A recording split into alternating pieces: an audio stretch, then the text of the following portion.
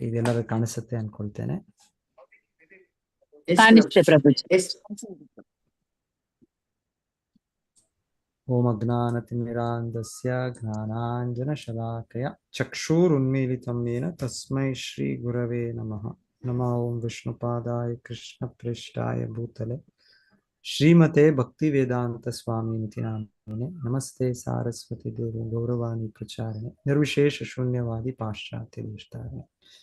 ಜಯ ಶ್ರೀ ಕೃಷ್ಣ ಚೈತನ್ಯ ಪ್ರಭು ನಿತ್ಯಾನಂದ ಶ್ರೀ ಅದ್ವೈತ ಗದಾಧರ ಶ್ರೀವಾಸಾದಿ ಗೌರ ಭಕ್ತವೃಂದ. ಹರೇ ಕೃಷ್ಣ ಕೃಷ್ಣ ಕೃಷ್ಣ ಹರೇ ಹರೇ, ಹರೇ ರಾಮ ರಾಮ ರಾಮ ಹರೇ ಹರೇ.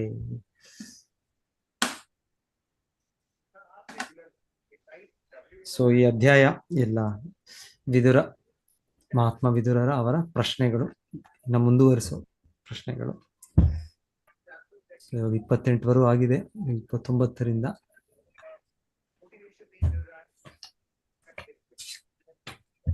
ವರ್ಣಾಶ್ರಮ ವಿಭಾಗಾಂಶ್ಚ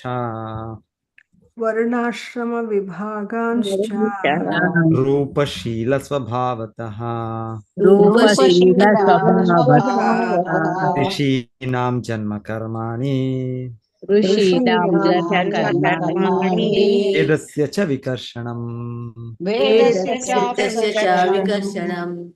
ಓ ಮಹರ್ಷಿ, ರೂಪ, ನಡತೆ ಮತ್ತು ಸಮಚಿತ್ತ ಹಾಗೂ ಇಂದ್ರಿಯ ನಿಗ್ರಹಗಳ ಸ್ವಭಾವಗಳಿಗೆ ಅನುಗುಣವಾದ ವರ್ಣ ಮತ್ತು ಆಶ್ರಮ ಪದ್ಧತಿಯನ್ನು ಕೃಪೆಯಿಟ್ಟು ಬಣ್ಣಿಸಿರಿ. ಅಲ್ಲದೆ ಮಹರ್ಷಿಗಳ ಜನ್ಮವನ್ನು ನಿಶ್ಚಿತವಾದ ವೇದ ವಿಭಾಗಗಳನ್ನು ದಯವಿಟ್ಟು ಬಣ್ಣಿಸಿರಿ. ವರ್ಣಾಶ್ರಮ ಧರ್ಮ, ವರ್ಣ ಮತ್ತೆ ಆಶ್ರಮ. ಸೊ ಇಲ್ಲಿ ಅವ್ರು ಹೇಳ್ತಾ ಇರೋದು ರೂಪಶೀಲ ಸ್ವಭಾವತಃ. ಸೊ ಆ ವಿಭಾಗ ಇರೋದು ರೂಪ ಮತ್ತೆ ಶೀಲ, ರೂಪಶೀಲ ನಡತೆ ಮತ್ತು ಸಮಚಿತ್ತ ಹಾಗೂ ಇಂದ್ರಿಯ ನಿಗ್ರಹಗಳ ಸ್ವಭಾವಗಳಿಗೆ ಅನುಗುಣವಾದ. ಓಕೆ. ಸೊ ಸಾಮಾನ್ಯ ಭಗವದ್ಗೀತೆಯಲ್ಲಿ ನಾವು ಕೇಳೋದು ಗುಣಕರ್ಮ ವಿಭಾಗಶಃ. ಭಗವಂತ ಹೇಳೋದು ಕರ್ಮ, ಚಟುವಟಿಕೆ ಮತ್ತೆ ಗುಣಗಳು. ಸೊ ಈ ಗುಣಗಳನ್ನ ಈ ಒಂದು ರೀತಿಯಲ್ಲಿ ರೂಪ, ನಡತೆ, ಸಮಚಿತ್ತ, ಸೊ ಈ ರೀತಿ ಅದನ್ನ ಇವತ್ತು ಇಂದ್ರಿಯ ನಿಗ್ರಹ ಸ್ವಭಾವಗಳು. ಸೊ ಪ್ರಭುಪಾದರ ಭಾವಾರ್ಥ ಆಗಿದೆ.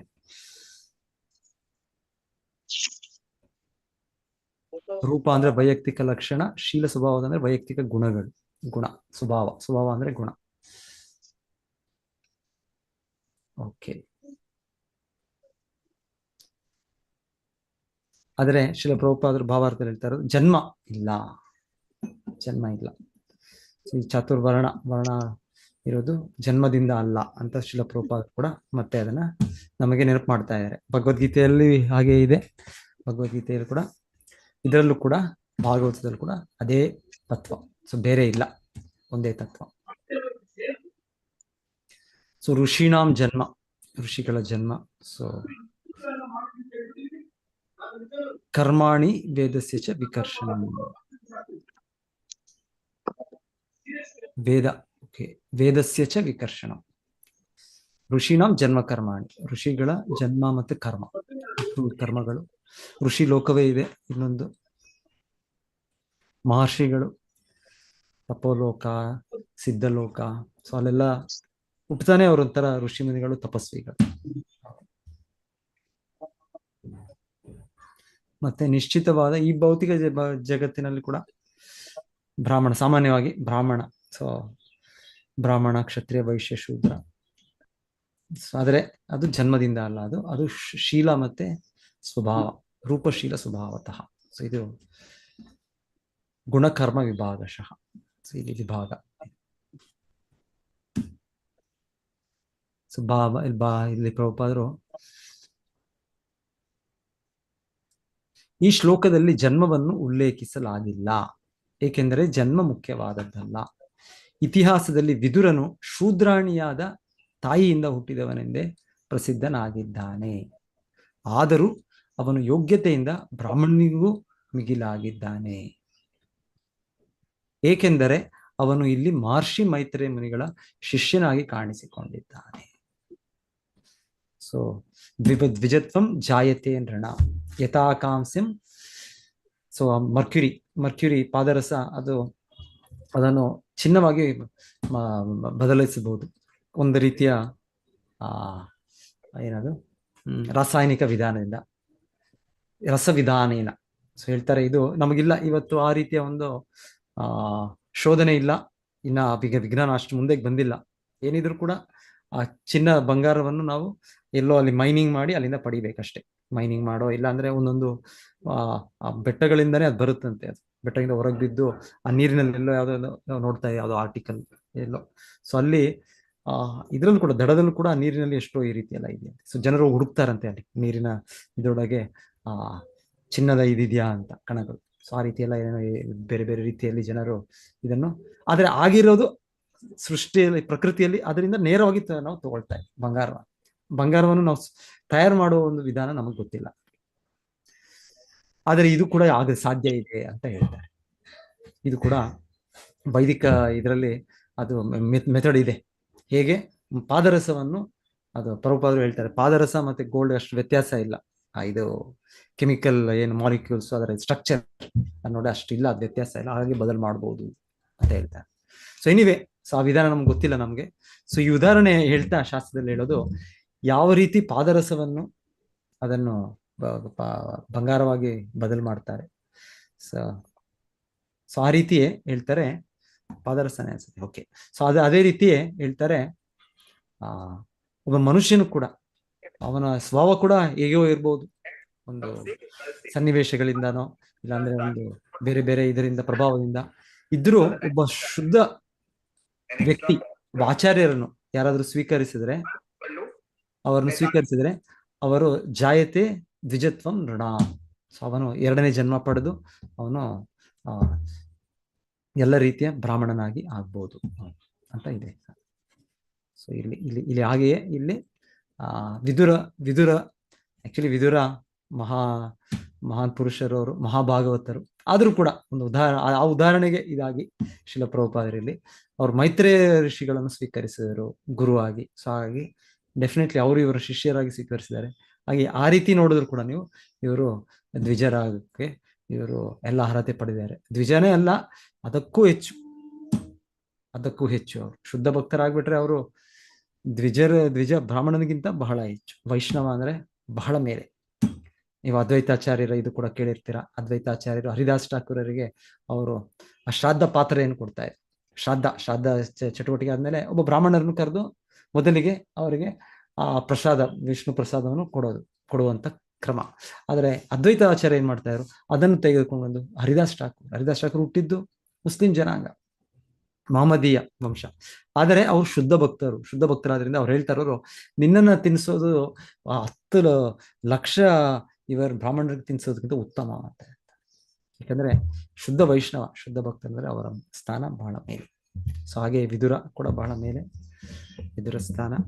ಸೊ ಎನಿವೆ, ಈ ಅವಶ್ಯಕ ಇದಿದೆ, ಸಾಧ್ಯತೆ ಇದೆ, ಅದನ್ನ ನಾವು ಅವಲಂಬಿಸಬೇಕು, ನಾವು ಪಾಲಿಸಬೇಕು. ನಾವು ಆ ರೀತಿ ಒಬ್ಬ ಆಚಾರ್ಯರನ್ನು ಸ್ವೀಕರಿಸಿ ಆ ಶರಣಾಗತಿ ಆದ್ರೆ ಆಗ ನಾವು ಈ ಬ್ರಾಹ್ಮಣ ಏನು ವೈಷ್ಣವರಾಗಬೇಕು.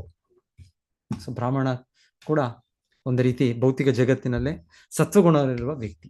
ಭೌತಿಕ ಕಲ್ಮಶ ಇದೆ ಬ್ರಾಹ್ಮಣನಿಗೆ. ಬ್ರಾಹ್ಮಣ ಮುಕ್ತ ಪುರುಷನಲ್ಲ, ಬ್ರಾಹ್ಮಣ ಸತ್ವಗುಣದಲ್ಲಿದ್ದಾನೆ. ಸೊ ಅಜಾಮಿಲ ಆಕ್ಚುಲಿ ಒಬ್ಬ ಬ್ರಾಹ್ಮಣ. ಮೊದಲಿಗೆ ಅವರ ತಂದೆ ಶುದ್ಧ ಒಂದು ಬ್ರಾಹ್ಮಣ. ಸೊ ಹಾಗೆ ಇವರು ಕೂಡ ಆ ರೀತಿ ತರಬೇತಿ ಮಾಡಿದ್ರು. ಆ ರೀತಿ ಸತ್ವಗುಣದಲ್ಲಿದ್ದು ಆ ರೀತಿ ಬ್ರಾಹ್ಮಣನಾಗಿದ್ರು ಕೂಡ ಪತನ ಹೊಂದಿದ್ದಾರೆ ಅಂದ್ರೆ ಆ ಕಲ್ಮಶ, ಭೌತಿಕ ಕಲ್ಮಶ ಬರ್ಲಿಕ್ಕೆ ಸಾಧ್ಯ ಇದೆ. ಆದ್ರೆ ವೈಷ್ಣವನ ಶುದ್ಧ ಭಕ್ತನಾಗ್ಬಿಟ್ರೆ ಅವನು ಮುಕ್ತ ಪುರುಷ, ಅಲ್ಲಿಂದ ಪತನವಿಲ್ಲ. ಬ್ರಾಹ್ಮಣನಿಂದ ಪತನ ಆಗ್ಬಹುದು. ಅಜಾಮಿಲನ ಇದಿದೆ, ಉದಾಹರಣೆ ಇದೆ. ಅಲ್ಲಿಂದ ಬಹಳ ಕೆಳಗೆ ಅಜಾಮಿಲ, ಆದ್ರೆ ಮತ್ತೆ ಅಲ್ಲಿಂದ ಭಗವಂತನ ಕೃಪೆ ಮತ್ತೆ ಅವರು ಮೇಲ್ ಬಂತ. ಓಕೆ, ಮತ್ತೆ ಇಲ್ಲಿ ಇನ್ನೊಂದು ಪಾಯಿಂಟ್, ಮಹಾಭಾರತವು ಕೂಡ ವೇದಗಳ ವಿಭಾಗವೇ ಆಗಿದೆ. ಯಾಕಂದ್ರೆ ವೇದಗಳ ಬಗ್ಗೆ ಕೇಳಿದ್ದಾರೆ. ಸೊ ಹಾಗೆ ಅದು ಕೂಡ ಪಂಚಮ ವೇದ ಅಂತ ಹೇಳೋದು. ಆದರೆ ಅದು ಸ್ತ್ರೀಯರು, ಶೂದ್ರರು ಮತ್ತು ಉನ್ನತ ವರ್ಗದ ಅಪ್ರಯೋಜಕ ಮಕ್ಕಳುಗಳಾದ ದ್ವಿಜಬಂಧುಗಳಿಗೋಸ್ಕರವಾಗಿಯೇ ಇರಹುದಂತಾಗಿದೆ. ಸಮಾಜದ ಮಂದಮತಿಗಳ ವರ್ಗ ಕೇವಲ ಮಹಾಭಾರತವನ್ನು ಅಧ್ಯಯನ ಮಾಡುವುದರಿಂದಲೇ ವೇದೋಪದೇಶವನ್ನು ಹೊಂದಬಹುದಾಗಿದೆ. ಮಹಾಭಾರತದ ಪ್ರಾಮುಖ್ಯತೆ ಶ್ರೀಲ ಪ್ರಭುಪಾದ ಹೇಳ್ತಾರೆ. ಎನಿವೆ ಶ್ರೀಲ ಪ್ರಭುಪಾದರು ಅದನ್ನ ಹೇಳ್ತಾರೆ ಒಂದ್ಸಲ. ನಾನು ಅದನ್ನ ಟ್ರಾನ್ಸ್ಲೇಷನ್ ಅನ್ನೋದ ಸಮಯ ಆದ್ರೆ ಒದಗಿ ಬಂದ್ರೆ ನಾನು ಮಾಡ್ತೀನಿ ಅಂತ ಹೇಳ್ತಾರೆ. ಅಂತ ಆ ರೀತಿಯ ಒಂದು ಕೆಲವು ಸಲ ಹೇಳಿದ್ದಾರೆ ಶ್ರೀಲ. ಆದ್ರೆ ಪ್ರಭುಪಾದರು ಕೊಡ್ಲಿಲ್ಲ ನಮ್ಗೆ ಅದು ಅನುವಾದ. ಅವರ ಶಿಷ್ಯರು ಸ್ವಲ್ಪ ಅನುವಾದ ಕೊಟ್ಟಿದ್ದಾರೆ, ಇಲ್ಲ ಬೇರೆ ಆಚಾರ್ಯರು ಬೇರೆ ಪರಂಪರೆಯಲ್ಲಿ ಕೊಟ್ಟಿದ್ದಾರೆ. ಮಧ್ವಾಚಾರ್ಯರದು ಕೂಡ ಇದೆ ಮಹಾಭಾರತದ ತಾತ್ಪರ್ಯ ನಿರ್ಣಯ ಅಂತ ಕೂಡ ಮಹಾಭಾರತ ಅವರದು ಗ್ರಂಥಗಳಿದೆ. ಅದ್ರ ಮೊದಲಿಗೆ ಎನಿವೆ ಶ್ರೀಲ ಪ್ರಭುಪಾದರು ನಮ್ಗೆ ಕೊಟ್ಟಿರೋದು ಭಗವದ್ಗೀತಾ, ಭಾಗವತ, ಚೈತನ್ಯ ಚರಿತಾಮೃತ ಇದೆಲ್ಲವನ್ನು ನಾವು ಚೆನ್ನಾಗಿ ಓದಿ ಇದನ್ನ ಜೀರ್ಣಿಸ್ಕೊಂಡು ಅಳವಡಿಸ್ಕೊಂಡು ಮತ್ತೆ ನಾವು ಬೇರೆ ಗ್ರಂಥಗಳನ್ನು ಅವಾಗ ನಮಗೆ ಯಾಕಂದ್ರೆ ಬೇರೆ ಬೇರೆ ಟೀಕೆಗಾರರು, ಬೇರೆ ಬೇರೆ ಅನುವಾದಕರು, ಬೇರೆ ಬೇರೆ ಇದಿರುತ್ತೆ. ಅದನ್ನ ಸರಿಯಾದ ದೃಷ್ಟಿಯಲ್ಲಿ ನಾವು ಅರ್ಥ ಮಾಡ್ಕೊಳ್ಳೋಕೆ ನಮಗೆ ಸಾಧ್ಯ ಆಗುತ್ತೆ. ಇಲ್ಲ ಅಂದ್ರೆ ಶ್ರೀಲ ಪ್ರಭುಪಾದ ಗ್ರಂಥಗಳಲ್ಲಿ ಇದೆ ಎಲ್ಲೋ ಕೂಡ ಇದನ್ನ ಅರ್ಥ ಮಾಡ್ಕೊಂಡು ಇದನ್ನ ನಾವು ಅಭ್ಯಾಸ ಮಾಡೋದು ನಮ್ಮ ಜೀವನ ಇದರಲ್ಲಿ ಸಾಧ್ಯ ಆಗುತ್ತೋ ಇಲ್ವೋ. ಸೊ ಒಬ್ಬರು ಸ್ವಲ್ಪ ಚೆನ್ನಾಗಿ ಆಗುತ್ತೆ, ತುಂಬಾ ಶಕ್ತಿ ಇರುತ್ತೆ, ಸೊ ಅವ್ರು ಓದ್ಬೋದು, ಅವ್ರು ತಿಳ್ಕೊಳ್ಬೋದು ಬೇರೆ ಬೇರೆ ಇದು ಕೂಡ. ಇದನ್ನೆಲ್ಲ ಚೆನ್ನಾಗಿ ತಿಳಿದ್ಮೇಲೆ ಬೇರೆಯವ್ರದ್ದು ಓದ್ಬೋದು. ನೆಕ್ಸ್ಟ್ 19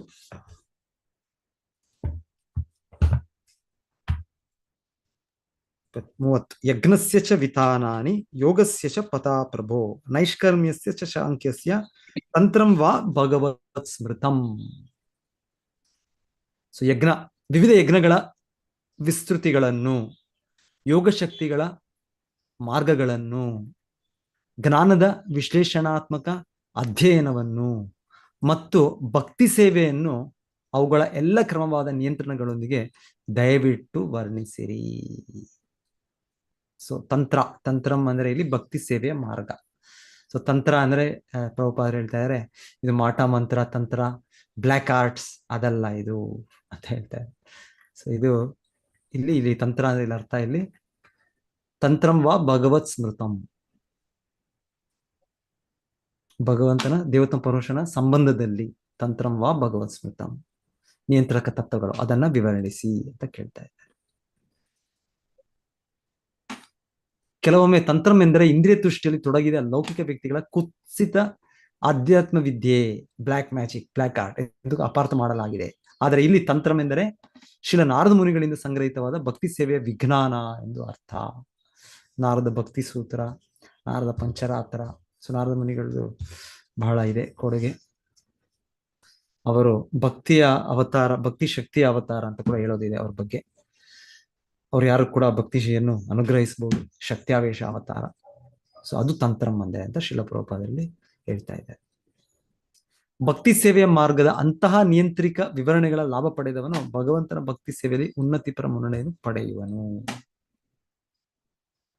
ಸೊ ಸಾಂಖ್ಯ ಸಿದ್ಧಾಂತ ಅದು ಇವರ ಕಪಿಲ ಮುನಿ ಅವರದು. ಸೊ ಅದೆಲ್ಲನು ಮುಂದೆ ಇದರ ಪ್ರಶ್ನೆಗೆ ಅವರು ಉತ್ತರಿಸ್ತಾ ಅದೆಲ್ಲ ವಿವರಿಸ್ತಾರೆ. 31 ಪಾಷಂಡ ಪಥ ವೈಷಮ್ಯಂ ಪ್ರತಿಲೋಮ ನಿವೇಶನಂ ಜೀವಸ್ಯ ಗತಯೋ ಯಶ್ಚ ಯಾವತಿರ್ ಗುಣಕರ್ಮಜಾಹ. ನಂಬಿಕೆಯಿಲ್ಲದ ನಾಸ್ತಿಕರ ಅಪರಿಪೂರ್ಣತೆ ಮತ್ತು ವಿರೋಧಾಭಾಸಗಳನ್ನು ಪಾಷಾಂಡ ಪಥ, ಪಾಷಂಡ. ಸೊ ಪಾಷಂಡ ಇನ್ನೆಲ್ಲಿ ಬರುತ್ತೆ ಯಾರಾದ್ರೂ ಹೇಳ್ತೀರಾ? ಪಾಷಂಡ ಬಹಳ ಕಡೆ ಬರುತ್ತೆ. ಯಾರು ವೈದಿಕ ಇದನ್ನು ನಿಯಮಗಳನ್ನು ಪಾಲನೆ ಮಾಡೋದಿಲ್ಲ, ಬೇರೆ ಬೇರೆ ಎಷ್ಟು ಅರ್ಥಗಳಿದೆ ಪಾಷಂಡ. ಪಾಷಂಡಿಗಳಂದ್ರೆ ಯಾರು ಬ್ರಹ್ಮ ಮತ್ತು ಶಿವ ಇವರನ್ನ ವಿಷ್ಣುವಿಗೆ ಸಮಾನ ಅಂತ ತಿಳ್ಕೊಳ್ತಾರೆ. ಪಾಷಾಂಡಿ. ಎಸ್ತು ನಾರಾಯಣಂ ದೇವಂ ಬ್ರಹ್ಮರುದ್ರಾದಿ ದೈವತೈ ಸಮತ್ವೇನ ವೀಕ್ಷೇತ ಸ ಪಾಷಾಂಡಿ ಭವೇ ಧ್ರುವಂ. ಸೊ ಇದೊಂದು ಕಡೆ ಇದೆ, ಬಹಳ ಕಡೆ ಇದೆ ಪಾಷಾಂಡಿ ಅನ್ನೋದು. ಸೊ ಈ ಪಾಷಾಂಡಿ ಅಂದ್ರೆ ಅದೊಂದು ಅವಹೇಳನ ಒಂದು ಬೈಗಳು ಒಂದು ಹೇಳೋ ಶಬ್ದ, ಅದು ಮೂರ್ಖ. ಇಲ್ಲಾಂದ್ರೆ ಇನ್ನೇನೋ ಒಂದು ಬೇರೆ ಬೇರೆ ರೀತಿಯಲ್ಲಿ ನಾವು ಹೇಳೋದು, ಬೈಯೋದು ಒಬ್ಬ ವ್ಯಕ್ತಿಗೆ. ವೈದಿಕ ಇದನ್ನು ಸ್ವೀಕರಿಸದೇ ಇರೋದು, ವೈದಿಕ ಶಾಸ್ತ್ರವನ್ನು ಸ್ವೀಕರಿಸದೇ ಇರೋ ವ್ಯಕ್ತಿ. ಸೊ ಪಾಷಾಂಡಿ ಅವರ ಮುಖವನ್ನು ನೋಡ್ಬೇಡಿ. ಸೊ ಈ ರೀತಿಯೆಲ್ಲ ಇದೆ ಒಂದೊಂದು ಆ ರೀತಿ ಇದು ಯಾರು ವೈದಿಕ ಇದನ್ನು ಸತ್ಯವನ್ನು ಸ್ವೀಕರಿಸೋದಿಲ್ಲ ಅವರು ಪಾಷಾಂಡಿಗಳು ಅಂತ ಹೇಳ್ತಾರೆ. ಸೊ ಬ್ರಹ್ಮ ವಿಷ್ಣುವಿನ ಶಿವಕ್ಕೆ ಬ್ರಹ್ಮ ಶಿವನನ್ನು ಕೂಡ ತುಂಬಾ ಉನ್ನತ ದೇವತೆಗಳು, ಸಾಮಾನ್ಯ ವ್ಯಕ್ತಿಗಳಲ್ಲ, ಅವರನ್ನು ಕೂಡ ವಿಷ್ಣುಗೆ ಸಮಾನ ಅಂತ ಯಾರು ನೋಡಿದ್ರೆ ಪಾಷಾಂಡಿ. ಸೊ ಆಗಿರುವಾಗ ಈ ಮಾಯವಾದ ನೋಡಿ, ಮಾಯವಾದ ಎಲ್ಲಿ ಬರುತ್ತೆ? ಮಾಯವಾದದಲ್ಲಿ ಎಲ್ಲರೂ ನಾನು ಕೂಡ ಭಗವಂತನಾಗ್ಬೋದು, ನೀವು ಕೂಡ ಭಗವಂತನಾಗ್ಬೋದು, ನಾವೆಲ್ಲರೂ ಕೂಡ ದೇವರಾಗ್ಬಿಡ್ಬೋದು. ಈಗ ಮರ್ತಿದ್ದೇವಷ್ಟೇ ನಾವೇನೋ ಒಂದು ಅಜ್ಞಾನದಲ್ಲಿ. ಈಗ ನಾನು ಇಲ್ಲಿ ಈ ರೀತಿಯ ಒಂದು ವ್ಯಕ್ತಿ ಅಂತ, ಈ ರೀತಿಯ ಒಂದು ಆಶ್ರಮದಲ್ಲಿ ಈ ರೀತಿ ಇದ್ದೇನೆ, ನಾನು ಮುಕ್ತನಾಗ್ಬಿಟ್ರೆ ನಾನೇ ದೇವರು, ನಾನೇ ಭಗವಂತನು, ನಾನೇ. ಸೊ ಇದು ಮಾಯವಾದ. ಸೊ ಇದು ತಪ್ಪು, ಇದು ತಪ್ಪು. ಸೊ ನಾನು ಎಷ್ಟಿದ್ರು ನಾನು ಅಲ್ಪ ಜೀವಿಯೇ, ನಾನು ಕ್ಷುಲ್ಲಕ ಜೀವಿಯೇ. ಸೊ ಭಗವಂತನು ಕೃಷ್ಣನು ವಿಭು, ನಾನು ಅಣು. ಸೊ ಇದು ಒಂದು. ಸೊ ಅಂತ ಭಾವಿಸೋದು ಕೂಡ ಪಾಷಾಂಡಿಯೇ, ಅದು ಕೂಡ ಪಾಷಾಂಡ. ಸೊ ಬ್ರಹ್ಮ ಶಿವ ಅವರು ತುಂಬಾ ಮೇಲಿದ್ದಾರೆ, ಅವರು ನನಗಿಂತ ಅವರು ಶಿವ ಬ್ರಹ್ಮ ಜೀವತತ್ವ ಸಾಮಾನ್ಯವಾಗಿ. ಸೊ ಬ್ರಹ್ಮ ಆದ್ರೆ ಅವರ ಪದವಿ, ನಮ್ಮ ಬ್ರಹ್ಮ ಶುದ್ಧ ಭಕ್ತರು, ಅವರ ಸ್ಥಾನ ಬಹಳ ಮೇಲೆ ಅವರದು. ಶಿವ ಹೇಳೋದೇ ಬೇಡ, ಆಲ್ಮೋಸ್ಟ್ ವಿಷ್ಣು. ಕ್ಷೀರಂ ಯಥಾ ವಿಕಾರ, ಕ್ಷೀರಂ ಹಾಲು ಮೊಸರಾದಾಗಿ. ಅಥವಾ ಶಿವನನ್ನು ಕೂಡ ಯಾರಾದ್ರೂ ವಿಷ್ಣುವಿಗೆ ಸಮಾನ ಅಂತ ನೋಡಿದ್ರೆ ಅದು ಕೂಡ ತಪ್ಪು, ಅದು ಕೂಡ ಅದು ಆ ವ್ಯಕ್ತಿ ಪಾಷಾಂಡಿ. ಸೊ ಹೀಗೆ. ಸೊ ಇಲ್ಲಿ ಅದೇ ಈ ರೀತಿ ಪಾಷಾಂಡ ಪಥ ಎಷ್ಟೋ ಇದೆ, ಎಷ್ಟೋ ಈ ರೀತಿಯ ಅಷ್ಟು ಸಂಪೂರ್ಣ ನಂಬಿಕೆ ಇಲ್ಲ ಶಾಸ್ತ್ರ ಮೇಲೆ, ವೇದಗಳ ಮೇಲೆ. ಅವರದೇ ಆದ ಒಂದು ಮನಸ್ಸಿನ ಮೂಲಕ, ಅವರದೇ ಆದ ಬುದ್ಧಿಯ ಮೂಲಕ ಅವರು ಡೈವರ್ಷನ್, ಯಥಾರೂಪವಲ್ಲ ಅದು, ಅದು ಸ್ವಲ್ಪ ಮಿಸ್ಇಂಟರ್ಪ್ರಿಟೇಷನ್ಸ್. ಸೊ ಆ ರೀತಿಯ ಪಥಗಳು ಎಷ್ಟೋ ಇದೆ. ಅದು ಅವ್ರು ಹೇಳ್ಬೋದಿಲ್ಲ, ನಾನು ಕೆಲವು ಮಂದಿ ಏನ್ ಹೇಳ್ತಾರೆ, ನಾವು ವೇದ ಯಜ್ಞಗಳನ್ನು ಸ್ವೀಕರಿಸ್ತೇವೆ, ನಾವು ವೇದ ಯಜ್ಞ ವಿಧಾನ ಮಾತ್ರ ಸ್ವೀಕರಿಸೋದು, ಪ್ರತಿಯೊಬ್ಬರು ವೇದ ಯಜ್ಞ ವಿಧಾನಗಳನ್ನು ಮಾಡಬೇಕು, ಆಚರಿಸಬೇಕು. ಸೊ ಇದನ್ನ ಮಾಡಬೇಕು ನೀವು. ಸೊ ಇದು ಆರ್ಯ ಮಾರ್ಗ, ಬೇರೆದೆಲ್ಲ ಅನಾರ್ಯ.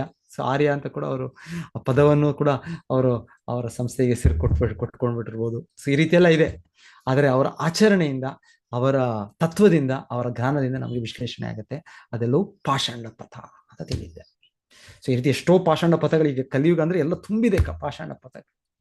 ಸರಿಯಾಗಿ ಇದು ಇರೋದು ಧರ್ಮದ ವಿಚಾರ ಇರೋದು, ಧರ್ಮಸ್ಯ ತತ್ವಂ ನಿಹಿತಂ ಗುಹಾಯ. ಸೊ ಇದು ಬಹಳ ಗುಹ್ಯವಾದದ್ದು. ಸೊ ಇದು ಯಥಾರ್ಥವಾಗಿ ಸರಿಯಾಗಿ ಇದು ಅರ್ಥ ಮಾಡ್ಕೊಳ್ಳೋದು, ಅದು ಪಾಲಿಸೋದು ತುಂಬಾ ಕಷ್ಟ, ತುಂಬಾ ಕಡಿಮೆ. ಸೊ ಬಹಳ ಬೇರೆ ಪಥಗಳೇ ಜಾಸ್ತಿ ಇದೆ. ಧರ್ಮದ ಹೆಸರಿನಲ್ಲಿ ಬೇರೆ ಬೇರೆ ನೂರಾರು ಸಾವಿರಾರು ವ್ಯಕ್ತಿಗಳು, ಆ ಸಂಸ್ಥೆಗಳು. ಸೊ ಈ ರೀತಿ ಇದೆ ಇದು. ಸೊ ಇದನ್ನ ಇಲ್ಲಿ ಅವೆಲ್ಲ ನಮಗೆ ತಿಳಿಸಿ ಯಾವುದು ಸರಿ ಯಾವುದು ತಪ್ಪು. ಶಾಸ್ತ್ರ ವಿಧಿ ಮುತ್ಸೃಜ್ಯ ವರ್ತತೆ ಕಾಮಕಾರತಃ ನ ಸಿದ್ಧಿಂ ನಾಪ್ನೋತಿ ನ ಸುಖಂ ನ ಪರಾಂಗತಿ. ಕೃಷ್ಣನ ಭಗವಂತನ ಹೇಳೋ ಗೀತೆಯಲ್ಲೂ ಕೂಡ. ಸೊ ಶಾಸ್ತ್ರ ವಿಧಿ, ಶಾಸ್ತ್ರದ ಯಥಾರ್ಥವಾಗಿ ಅರ್ಥ ಮಾಡ್ಕೊಳ್ಳೋಕೆ ನಮ್ಗೆ ಗುರು ಶಿಷ್ಯ ಪರಂಪರೆ ಅಗತ್ಯ. ಏವಂ ಪರಂಪರಾ ಪ್ರಾಪ್ತ. ಸೊ ಅದಿಲ್ಲದೆ ಇರುವಾಗ ಅದು ಪಾಷಾಂಡ ಪಥವೇ ಆಗ್ಬಿಡುತ್ತೆ, ಹೆಚ್ಚು ಕಡಿಮೆ ಪಾಷಾಂಡ ಪಥವೇ. ಕೆಲವು ಜನ ಅವರು ಇದು ಕೂಡ ಹರಿನಾಮವನ್ನೇ ಹೇಳ್ತಾ ಇರ್ಬೋದು, ಆದರೆ ಕೊನೆಗೆ ಅವ್ರಿಗೆ ಮೋಕ್ಷ ಪಡೆದ್ಮೇಲೆ ನಾವು ಭಗವಂತನಿಗೆ ಒಂದಾಗ್ಬಿಡ್ತೀವಿ ಅಂತ ಅವರ ಚಿಂತನೆ ಇರುತ್ತೆ. ಹೇಳ್ತಾರೆ, ಇದನ್ನ ಹೇಳ್ತಾರೆ ಶಂಕರ ಮತ್ ಚೈತನ್ಯ ಪತ್ ಅಂತ ಹೇಳ್ತಾರೆ. ಕಲಿಯುಗದಲ್ಲಿ ಇದೆಲ್ಲ ಇದೆ. ಇದು ಶಂಕರಾಚಾರ್ಯರು ಬಂದು ನಮ್ಗೆ ಇದು ಕೊಟ್ಟದ್ದು. ಆ ಸಮಯದಲ್ಲಿ ಬೌದ್ಧವಾದನ ಹೊರಗೆ ಕಳಿಸ್ಲಿಕ್ಕೆ ಅವರು ಒಂದು ರೀತಿಯ ಪಾಷಾಂಡ ಪಥವನ್ನೇ ಕೊಟ್ಟದ್ದವರು ಶಂಕರಾಚಾರ್ಯರು. ಸ್ವಯಂ ಶಿವ, ಸ್ವಯಂ ಶಂಕರ. ಆದ್ರೆ ಆ ಸಮಯ ಆತರ ಅಗತ್ಯ ಇತ್ತು, ಅವ್ರು ಭಗವಂತನ ಆಜ್ಞೆಯಿಂದ ಆತರ ಮಾಡ್ಬೇಕಿತ್ತು ಅವರು. ಸೊ ಅವರು ಸ್ವಲ್ಪ ಅಲ್ಪ ಸಮಯದಲ್ಲೇ ಅವ್ರು ಮಾಡಿ ಹೋಗ್ಬಿಟ್ರು. ಅವ್ರು ಜಾಸ್ತಿ ವರ್ಷಗಳು ಕೂಡ ಇರ್ಲಿಲ್ಲ ಅವ್ರಿಗೆ ಏನು ಅಸಾಧ್ಯವಲ್ಲ. ಅವರೆಷ್ಟು ಶಂಕರಾಚಾರ್ಯ 32 ವರ್ಷ ಏನೋ ಅಷ್ಟೇ ಅನ್ಸುತ್ತೆ ನನಗೆ ಇದ್ದದ್ದು, 30s ಅಷ್ಟೇ. ಅವರು ಜಾಸ್ತಿ ಕೂಡ ಇರ್ಲಿಲ್ಲ. ಅವರು ಅಷ್ಟು ಚಿಕ್ಕ ಸಮಯದಲ್ಲೇ ಅವರು ಪಾಷಾಂಡ ಪಥವನ್ನು ಎಲ್ಲ ಭಾರತಾದ್ಯಂತ ಹೇಳಿ ಅದನ್ನು ಸ್ವೀಕರಿಸೋ ರೀತಿಯಲ್ಲಿ ಮಾಡಿ ಹೋಗ್ಬಿಟ್ರು. ಯಾಕಂದ್ರೆ ಇದು ಅವರು ಕೂಡ ಇಷ್ಟ ಇಲ್ಲ ಇದೆಲ್ಲ, ಈ ಪಥವನ್ನು ಇದನ್ನೇ ಅವರು 100 ವರ್ಷ 200 ವರ್ಷ. ರಾಮಾನುಜಾಚಾರ್ಯರು 120 ವರ್ಷ ಇದ್ರು. ಆದ್ರೆ ಅವರು ಭಕ್ತಿ ಪ್ರಚಾರ ಮಾಡಿದ್ರು. ಅವ್ರ ಈ ತರ ಪಾಷಾಂಡ ಪಥವನ್ನು ಪ್ರಚಾರ ಮಾಡಿದ್ರು. ಮಧ್ವಾಚಾರ್ಯರು ಅವರು ಕೂಡ ಬಹಳ ಸಮಯ ಇದ್ರು. ಶಂಕರಾಚಾರ್ಯ ಚಿಕ್ಕ ಸಮಯದಲ್ಲೇ ಇದು ಬೇಡದೇ ಇರೋ ಕೆಲಸ, ಇದು ಮಾಡ್ಬೇಕಿದು, ಅಗತ್ಯ ಇದೆ, ಭಗವಂತನ ಆದೇಶ ಇದೆ ಅಂತ ಮಾಡಿ ಹೋಗ್ಬಿಟ್ಟು ಪಾಷಾಂಡ ಪಥ. ಸೊ ಶಂಕರ ಮತ್. ಸೊ ಬಹಳ ಜನ ಅದೇ ಇದರಲ್ಲಿದ್ದಾರೆ. ಕೊನೆಗೆ ನಾವು ಭಗವಂತನಿಗೆ ಲೀನರಾಗ್ಬಿಡ್ತೇವೆ, ಐಕ್ಯರಾಗ್ಬಿಡ್ತೇವೆ, ಬ್ರಹ್ಮ ಸಾಯುಜ್ಯ ಅದು. ಆದ್ರೆ ಅವ್ರ ಆಚರಣೆಗಳಲ್ಲಿ ಚೇಂಜ್ ಆಗ್ಬಿಟ್ಟಿದೆ. ಬಹಳ ಜನ ಡೈಲ್ಯೂಟ್ ಮಾಡ್ಬಿಟ್ಟಿದ್ದಾರೆ. ಯಾಕಂದ್ರೆ ಯಾರು ವೇದಾಂತ ಓದ್ತಾರೆ, ಆ ಟೀಕೆಗಳು ಓದ್ತಾರೆ, ಆ ಸಂಸ್ಕೃತ ಭಾಷೆ, ಆ ಜ್ಞಾನ, ಅದರ ವಾದ, ಅದರ ನ್ಯಾಯ, ಅದೆಲ್ಲ ಬಿಟ್ಬಿಟ್ಟು ಆ ಪಥದವರು ಕೂಡ ಬಹಳ ಭಜನೆ, ಭಗವಂತ ನಾಮ ಹೇಳೋದ್ರ ಶುರು ಮಾಡ್ಬಿಟ್ಟಿದ್ದಾರೆ. ಇದು ಆಕ್ಚುಲಿ ಚೈತನ್ಯ ಮಹಾಪ್ರಭು ಕಲಿಯುಗದ ಯುಗ ಧರ್ಮವಾಗಿ ಅದು ಹೆಚ್ಚಾಗಿ ಪ್ರಚಾರ ಮಾಡಿತ್ತು. ಆಚಾರ್ಯರಿಗೆ ಗೊತ್ತು, ಆದ್ರೂ ಕೂಡ ಚೈತನ್ಯ ಅವರು ಬಂದು ಹೆಚ್ಚಾಗಿ ಅದನ್ನ ಇದು ಮಾಡಿದ್ರು. ಸೊ ಇದು ಚೈತನ್ಯ ಪತ್ ಈ ಪಥ. ಆದ್ರೆ ಮತಿ ಅವ್ರದ್ದು ಶಂಕರ ಮತ್ ಚೈತನ್ಯ ಪತ್. ಹೀಗೆ ಹೇಳ್ತಾರೆ. ಮಾರ್ಗ ಇತ್ತು ಹೇಳ್ತಾರೆ, ಭಜನೆಯ ಮಾರ್ಗಕ್ಕೆ ನಾಮದ ಮಾರ್ಗ. ಆದ್ರೆ ಇದು ತತ್ವ, ಅದನ್ನು ಅವರು ಆ ಮನಸ್ಸಿನ ಸ್ಥಿತಿಯಲ್ಲಿ ಅದನ್ನು ಸ್ವೀಕರಿಸ್ತಾರೆ. ಇದೆಲ್ಲವೂ ಕೂಡ ಪಾಷಾಣ ಪಥ. ಈಗ ಮುಂದೆ ನಮಗೆ ಪೃಥು ಮಹಾರಾಜರು ಇದು ಕೇಳ್ತಾ ಇದ್ದೇವೆ, ಅಲ್ಲೂ ಕೂಡ ಇಂದ್ರ ಬಂದು ಈ ತರ ಪಾಷಾಣ ಪಥಗಳನ್ನು ಹೇಳ್ತಾ ಇದ್ದಾರೆ. ಇದೆಲ್ಲ ಪಾಷಾಣ ಪಥಗಳ ವಿವರಣೆ. ನಂಬಿಕೆ ಇಲ್ಲದ ನಾಸ್ತಿಕರ ಅಪರಿಪೂರ್ಣತೆ ಮತ್ತೆ ವಿರೋಧಾಭಾಸಗಳನ್ನು, ಮಿಶ್ರ ಜಾತಿಯ ಜೀವಿಗಳ ಸ್ಥಿತಿಯನ್ನು, ಪ್ರತಿಲೋಮ, ಅನುಲೋಮ. ಸೊ ಇನ್ನ ಹಿಂದೆ ಆ ರೀತಿಯಲ್ಲಿ ಒಂದು ತರಬೇತಿ ಕೂಡ ಇರ್ತಾ ಇತ್ತು. ಸಾಮಾನ್ಯವಾಗಿ ಹೆಚ್ಚಾಗಿ ಬ್ರಾಹ್ಮಣನ ಕುಟುಂಬದ ಬ್ರಾಹ್ಮಣರಾಗ ಒಂದು ಸಾಧ್ಯತೆ ಇರ್ತಾ ಇತ್ತು. ಕ್ಷತ್ರಿಯರು, ರಾಜಕುಮಾರರು ಕ್ಷತ್ರಿಯರಾಗಿ ಸಾಧ್ಯತೆ ಇರ್ತದೆ. ಆದರೆ ಕಟ್ಟುನಿಟ್ಟಾದ ಇದೆಲ್ಲ ಬದಲಾವಣೆಗಳಿದೆ. ಮಿಶ್ರ ಜಾತಿ ಅಂದ್ರೆ ಒಂದು ಬ್ರಾಹ್ಮಣ ಗುಣಗಳನ್ನು ಪಡೆದ ಮತ್ತೆ ಬೇರೆ ಇದರಲ್ಲಿ ಕ್ಷತ್ರಿಯ ವೈಶ್ಯ ಗುಣಗಳು ಪಡೆದ ಗಂಡು ಹೆಣ್ಣು. ಸೊ ಅದರ ಆ ಜಾತಿ ಅಲ್ಲಿ ಅವರ ಮಕ್ಕಳು ಉತ್ಪತ್ತಿ ಆಗೋರು ಮಿಶ್ರ ಜಾತಿ ಅಂತ. ಸೊ ಹಿಂದೆ ಇನ್ನ ಬೇರೆ ಬೇರೆ ಕ್ರಮಗಳಿರ್ತಾ ಇತ್ತು. ಜ್ಯೋತಿಷ್ ಶಾಸ್ತ್ರದ ಪ್ರಕಾರ ಕೂಡ ಇದಿರ್ತಾ ಇತ್ತು. ಸೊ ಅದೆಲ್ಲ ಎಷ್ಟೊಂದು ಇರ್ತಾ ಇತ್ತು. ಮತ್ತೆ ಆ ರೀತಿಯಲ್ಲೂ ಕೂಡ ಆದ್ರೂ ಅಕಸ್ಮಾತ್ ಆಗಿ ಏನಾದ್ರು ಒಬ್ಬ ಬ್ರಾಹ್ಮಣ ಸತ್ವಗುಣದಲ್ಲಿ ಇರೋ ವ್ಯಕ್ತಿ ಇನ್ನೊಂದು ತಾಮಸ ರಾಜಸ ಗುಣದ ಮಿಶ್ರದಲ್ಲಿರೋ ವ್ಯಕ್ತಿ ಇದಾಗೋದು, ಅದಕ್ಕೆ ಮಿಶ್ರ ಜಾತಿ ಅಂತ ಹೇಳ್ತಾರೆ. ಮಿಶ್ರ ಜಾತಿ. ಪರ್ಟಿಕ್ಯುಲರ್ ಪ್ರತಿಲೋಮ, ಅನುಲೋಮ ಅಂದ್ರೆ ಏನು? ಅನುಲೋಮ ಪ್ರತಿಲೋಮ ಎರಡು ಪದಗಳಿವೆ. ಅನುಲೋಮ ಅಂದ್ರೆ ಮಾಡಬಾರದನ್ನು ಮಾಡುವಂತ. ಇಲ್ಲ, ಈ ಜಾತಿಯಲ್ಲೇ ಅನುಲೋಮ ಅಂತ ಒಂದು ಪ್ರತಿಲೋಮ ಅಂತ ಒಂದು ಹೇಳ್ತಾರೆ. ಬ್ರಾಹ್ಮಣರ ನಾದವನ್ನು ಕೆಳಗಿನ ಸ್ತ್ರೀಯನ್ನು ಮದುವೆ ಮಾಡಿಕೊಂಡ್ರೆ ಅದು ಪ್ರತಿಲೋಮ. ಮತ್ತೆ ಒಬ್ಬ ಕೆಳಗಿನ ಜಾತಿಯವನು ಮೇಲೆ ಬ್ರಾಹ್ಮಣ ಒಂದು ಹುಡುಗಿಯನ್ನು ಮದುವೆ ಆದ್ರೆ ಅದು ಅನುಲೋಮ ಅಂತ. ಇಲ್ಲ ನೋಡಿ, ನೀವು ಹೇಳ್ತಾ ಇರ ನೋಡಿ, ಚೆಕ್ ಮಾಡಿ ಒಂದ್ಸಲ. ಅದು ಉಲ್ಟಾ. ಪ್ರತಿಲೋಮ ಅಂದ್ರೆ ಬ್ರಾಹ್ಮಣ ಹೆಣ್ಮಕ್ಳನ್ನ ಇತರ ಜಾತಿಯವರು ಮದುವೆ ಮಾಡ್ಕೊಳ್ಳುವಂಥದ್ದು, ಅದು ಪ್ರತಿಲೋಮ. ಕರೆಕ್ಟ್ ಅಲ್ವಾ? ಅನುಲೋಮ ಆಪೋಸಿಟ್. ಅನುಲೋಮ ಅಂದ್ರೆ ಗಂಡಸು ಹೈಯರ್ ಇದು. ಕರೆಕ್ಟ್. ಎಸ್. ಅನು ಅಂದ್ರೆ ಓಕೆ. ಪ್ರತಿ ಅಂದ್ರೆ ಅಪೋಸಿಟ್, ಅದೊಂಥರ ವಿಪರೀತ, ಅದು ಅಪೋಸಿಟ್. ಅದು ಜನರಲಿ ನಾಟ್ ರೆಕಮೆಂಡೆಡ್. ಹಾಗೆ ಶಾಸ್ತ್ರದ ಪ್ರಕಾರ ಅನುಲೋಮ ಓಕೆ. ಸಾಮಾನ್ಯವಾಗಿ ಇಲ್ಲ, ಅದು ಕೂಡ ಸಾಮಾನ್ಯವಾಗಿ ಆ ರೀತಿಯ ಒಂದು ಗುಣಗಳಿದ್ರೇನೆ ಅದು ಸರಿ. ಅದು ಅವರ ಸಂಸಾರ ಜೀವನಕ್ಕಾಗ್ಬೋದು, ಮತ್ತೆ ಆಧ್ಯಾತ್ಮಿಕ ಪ್ರಗತಿಗೆ ಆಗ್ಬೋದು, ಅದು ಸರಿ. ಅದು ಒಂದೇ ರೀತಿಯ ಇದ್ರೆ, ಲೈಕ್ ಮೈಂಡೆಡ್ನೆಸ್ ಇದ್ರೆ ಅವಾಗ ಅನುಕೂಲತೆ ಇರುತ್ತೆ. ಇಲ್ಲ ಅಂದ್ರೆ ಒಬ್ಬರಿಗೆ ಭೌತಿಕ ಇಚ್ಛೆಗಳಿದೆ, ಆದ್ರೆ ಇಲ್ಲಿ ಬ್ರಾಹ್ಮಣತ್ವ ಇರೋ ವ್ಯಕ್ತಿಗೆ ಅದು ಆಚೆ ಇಚ್ಛೆಗಳಿಲ್ಲ, ಹೀಗೆ ಅದು ಸರಿ ಹೋಗೋದಿಲ್ಲ. ಆದ್ರೆ ವ್ಯಕ್ತಿಗೆ ಭೌತಿಕ ಇಚ್ಛೆಗಳಿದ್ರೆ ಅವಾಗ ಡೆಫಿನೆಟ್ಲಿ ಅವರು ಕೂಡ ಅದಕ್ಕೋಸ್ಕರ ಶ್ರಮ ಪಟ್ಟು ಭೌತಿಕ ಇದನ್ನು ತನ್ನ ಹೆಂಡತಿಗೆ ಪೂರೈಕೆ ಮಾಡ್ಬೋದು ಆ ವ್ಯಕ್ತಿ. ಸೊ ಅದರ ಮೇಲೆ, ಸ್ವಭಾವದ ಮೇಲೆ ಅದು ಈಕ್ವಲ್ ಇದ್ರೆ ಬೆಟರ್. ಆ ಬ್ರಾಹ್ಮಣ ಗುಣದಲ್ಲಿರೋ ಬ್ರಾಹ್ಮಣ ಗುಣದವರೇ ಇದ್ರೆ ಬೆಟರ್, ಕ್ಷತ್ರಿಯ ಗುಣದವ್ರು ಕ್ಷತ್ರಿಯರೇ ಇದ್ರೆ ಬೆಟರ್, ವೈಶ್ಯ ಇದ್ರೆ ಬೆಟರ್. ಸೊ ಹಾಗೆ ಹಿಂದೆ ಆತರ ಲೆಕ್ಕಾಚಾರ ಇರ್ತಾ ಇತ್ತು, ಎಲ್ಲ ಇರ್ತಾ ಇತ್ತು. ಅದು ಇಲ್ಲದೆ ಇದ್ರೆ ಅದು ಮಿಶ್ರ ಜಾತಿ. ಒಂದು ರೀತಿ ಕಲಿಯುಗದಲ್ಲಿ ಕೆಲವು ಶೂದ್ರ ಸಂಭವ ಅಂತ ಕೂಡ ಇದೆ. ಸೊ ಹೆಚ್ಚಾಗಿ ನಾವು ಬ್ರಾಹ್ಮಣ ಕ್ಷತ್ರಿಯ ವೈಶ್ಯಕ್ಕಿಂತ ಕೆಳಗೆ ಬಂದ್ಬಿಟ್ಟಿದ್ದೇವೆ ನಾವು ಎಲ್ಲ ಕೂಡ ಶೂದ್ರ.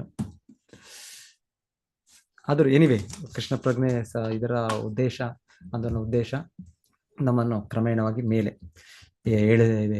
ಏರಿಸ್ಬೇಕು ಅಂತಾನೆ, ಉನ್ನತ ಗುಣಗಳಿಗೆ ನಾವು ಬರಬೇಕು ಅಂತಾನೆ ಇದು ಪ್ರಕ್ರಿಯೆ ಇರೋದು. ಆದರೂ ಶಿಲ ಪ್ರಭುಪಾದರು ಬಹಳ ಚೆನ್ನಾಗಿ ಹೇಳ್ತಾರೆ, ಇನಿಸಿಯೇಷನ್ ಅಂತ ಹೇಳ್ತಾರೆ.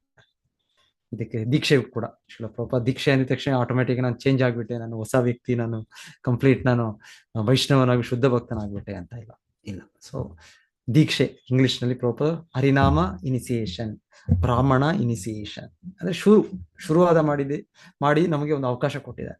ಹೇಗೆ ನಾವು ಶುರುವಾದ ಒಬ್ಬರು ಇಂಜಿನಿಯರಿಂಗು, ಒಬ್ರು ಲಾಯರು, ಒಬ್ರು ಮೆಡಿಕಲ್ ಫಸ್ಟ್ ಇಯರ್, ಅವ್ರಿಗೆ ಅದೇ ಒಂದು ಕೋಟ್ ಕೊಡ್ತಾರೆ, ಕಪ್ಪು ಕೋಟು, ವೈಟ್ ಕೋಟು. ಇಲ್ಲ ಇಂಜಿನಿಯರ್ಸ್ ಅವರು ಆ ರೀತಿಯ ಒಂದು ಅವ್ರದ್ದು ಡ್ರೆಸ್ ಇರುತ್ತೆ ಅಲ್ಲ, ಲ್ಯಾಬ್ ಅಲ್ಲಿ ಎಲ್ಲ ಹೋದಾಗ. ಸೊ ಹೀಗೆ ಇರ್ಬೋದು. ಸೊ ಆ ರೀತಿ ಪರಿಪೂರ್ಣತೆ ಪಡೆದ್ಮೇಲೆ ಅವರು ನಿಜವಾಗ್ಲೂ ಇಂಜಿನಿಯರ್, ಲಾಯರ್, ಡಾಕ್ಟರ್, ಟೀಚರ್ ಪ್ರತಿಯೊಂದಕ್ಕೂ ತರಬೇತಿ ಇದೆ. ಸೊ ಹಾಗೆ ಶಿಲ ಪ್ರಭುಪಾದ ಬಹಳ ಚೆನ್ನಾಗಿ ಇನಿಸಿಯೇಷನ್, ಶುರು, ಬಿಗಿನಿಂಗ್ ಅಂತ ಕೊಟ್ಟಿದ್ದಾರೆ.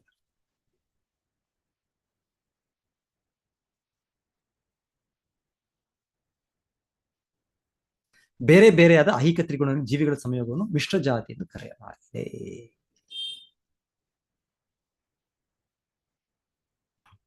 32 ಧರ್ಮಾರ್ಥ ಕಾಮ ಮೋಕ್ಷಾಣ ನಿಮಿತ್ತಾನ್ ಅವಿರೋಧತಃ ವಾರ್ತಾಯ ದಂಡನೀತೇಶ್ಚ ಶ್ರುತಸ್ಯ ಚ ವಿಧಿಂ ಪೃಥಕ್. ಧಾರ್ಮಿಕತೆಯ, ಆರ್ಥಿಕ ಅಭಿವೃದ್ಧಿಯ, ಇಂದ್ರಿಯ ತುಷ್ಟಿಯ ಮತ್ತು ಮೋಕ್ಷದ ಅವಿರೋಧಾತ್ಮಕ ಕಾರಣಗಳನ್ನು, ಜೀವಿಕೆಯ ವಿವಿಧ ಸಾಧನಗಳನ್ನು, ಧರ್ಮಗ್ರಂಥಗಳಲ್ಲಿ ಹೇಳಲಾದ ನೀತಿ ನಿಯಮಗಳ ವಿವಿಧ ವಿಧಾನಗಳನ್ನು ತಾವು ವರ್ಣಿಸಬಹುದು.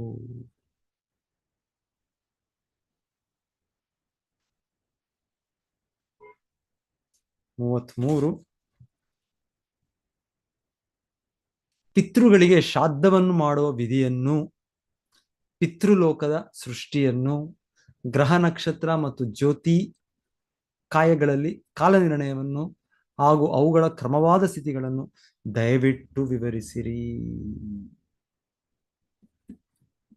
ಸೊ ಕಾಲ ತುಂಬಾ ಚಿಕ್ಕದಿಂದ ಬ್ರಹ್ಮದೇವರು ತುಂಬಾ ದೊಡ್ಡದು, ಇನ್ನು ಅವ್ರಿಗಿಂತ ದೊಡ್ಡದು ಮಹಾವಿಷ್ಣುವಿನ ಕಾಲ. ಸೊ ಎನಿವೆ, ಸೊ ಇದೆಲ್ಲ ವಿವರಿಸ್ತಾರೆ ನಮ್ಗೆ, ಸಮಯದ ಕಾಲದ ವ್ಯವಸ್ಥೆ.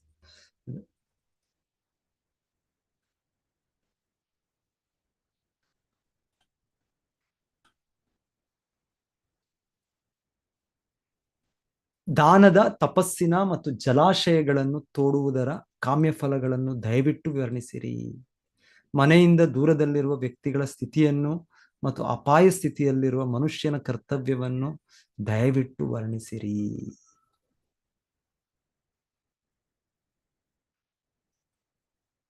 ಸೊ ಹಿಂದೆ ಈ ರೀತಿ ಜಲಾಶಯಗಳನ್ನು ತೋಡುವುದು, ಯಾಕಂದ್ರೆ ಹಿಂದೆ ಸಮಯದಲ್ಲಿ ಜನರು ನಡ್ಕೊಂಡೇ ಹೋಗ್ತಾ ಇದ್ರು, ತೀರ್ಥಯಾತ್ರೆ ಎಲ್ಲ ಹೋಗ್ತಾ ಇದ್ರು. ಸೊ ಆಗ ಮಧ್ಯೆಯಲ್ಲೂ ಕೂಡ ಈ ರೀತಿ ಎಲ್ಲ ಇರ್ತಾ ಇತ್ತು. ಈ ರೀತಿ ಧರ್ಮ ಏನ್ ಹೇಳ್ತಾರೆ ಅದನ್ನ, ಧರ್ಮಛತ್ರಗಳು, ಅನ್ನಛತ್ರಗಳು, ಇಲ್ಲ ಈ ತರ ಜಲಾಶಯಗಳು ಎಲ್ಲ ಕೂಡ. ಆಮೇಲೆ ಅಲ್ಲಿ ಎಲ್ಲೆಲ್ಲೂ ಕೂಡ ನಮಗ್ ಬೇಕು ಕೂಡ, ಇದೆಲ್ಲ ಅಗತ್ಯ ಇದೆ ನಮಗೇನು. ಕೃಷಿ ಮಾಡ್ಬೇಕು ಅಂದ್ರೆ ಜಲಾಶಯಗಳು ಬೇಕು. ಸೊ ಇದೆಲ್ಲ ಮಾಡೋದ್ರಿಂದ ಎಷ್ಟು ಇದು ಪುಣ್ಯ, ಎಷ್ಟು ಅದರಿಂದ ಪುಣ್ಯ ಫಲಗಳಿದೆ, ಅದಕ್ಕೆ ಕಾಮ್ಯ ಫಲಗಳನ್ನು ದಯವಿಟ್ಟು ವರ್ಣಿಸಿರಿ ಅಂತ ಹೇಳ್ತಾರೆ. ಮನೆಯಿಂದ ದೂರದಲ್ಲಿರುವ ವ್ಯಕ್ತಿಗಳ ಸ್ಥಿತಿ ಮತ್ತು ಅಪಾಯ ಸ್ಥಿತಿಯಲ್ಲಿರುವ ಮನುಷ್ಯನ ಕರ್ತವ್ಯವನ್ನು. ಆಪತ್ ಕರ್ಮ, ಇಲ್ಲಿ ಆಪದಿ, ಅಪಾಯದಲ್ಲಿ. ಸೊ ಎಮರ್ಜೆನ್ಸಿಯಲ್ಲಿ ಒಂದೊಂದು ಇರೋ ನಿಯಮಗಳೇ ಇರೋದಿಲ್ಲ ಎಮರ್ಜೆನ್ಸಿಯಲ್ಲಿ. ಸೊ ಅವಾಗ ಏನ್ ಮಾಡ್ಬೋದು. ಸೊ ಮುಂದೆ ಇದೆ, ಬ್ರಾಹ್ಮಣನಾದವನು ಈ ತರ ಎಮರ್ಜೆನ್ಸಿ ಬಂತು, ಬ್ರಾಹ್ಮಣನಾದವನು ಯಾರ ಕೆಳಗೆ ಕೆಲಸ ಮಾಡೋದಿಲ್ಲ. ಸೊ ಕೆಲಸ ಮಾಡೋದು ಅದು ಬ್ರಾಹ್ಮಣ, ಕ್ಷತ್ರಿಯ, ವೈಶ್ಯ ಇಲ್ಲ, ಅದು ಆ ಮೂರು ಕೂಡ ಇಲ್ಲ. ಸೊ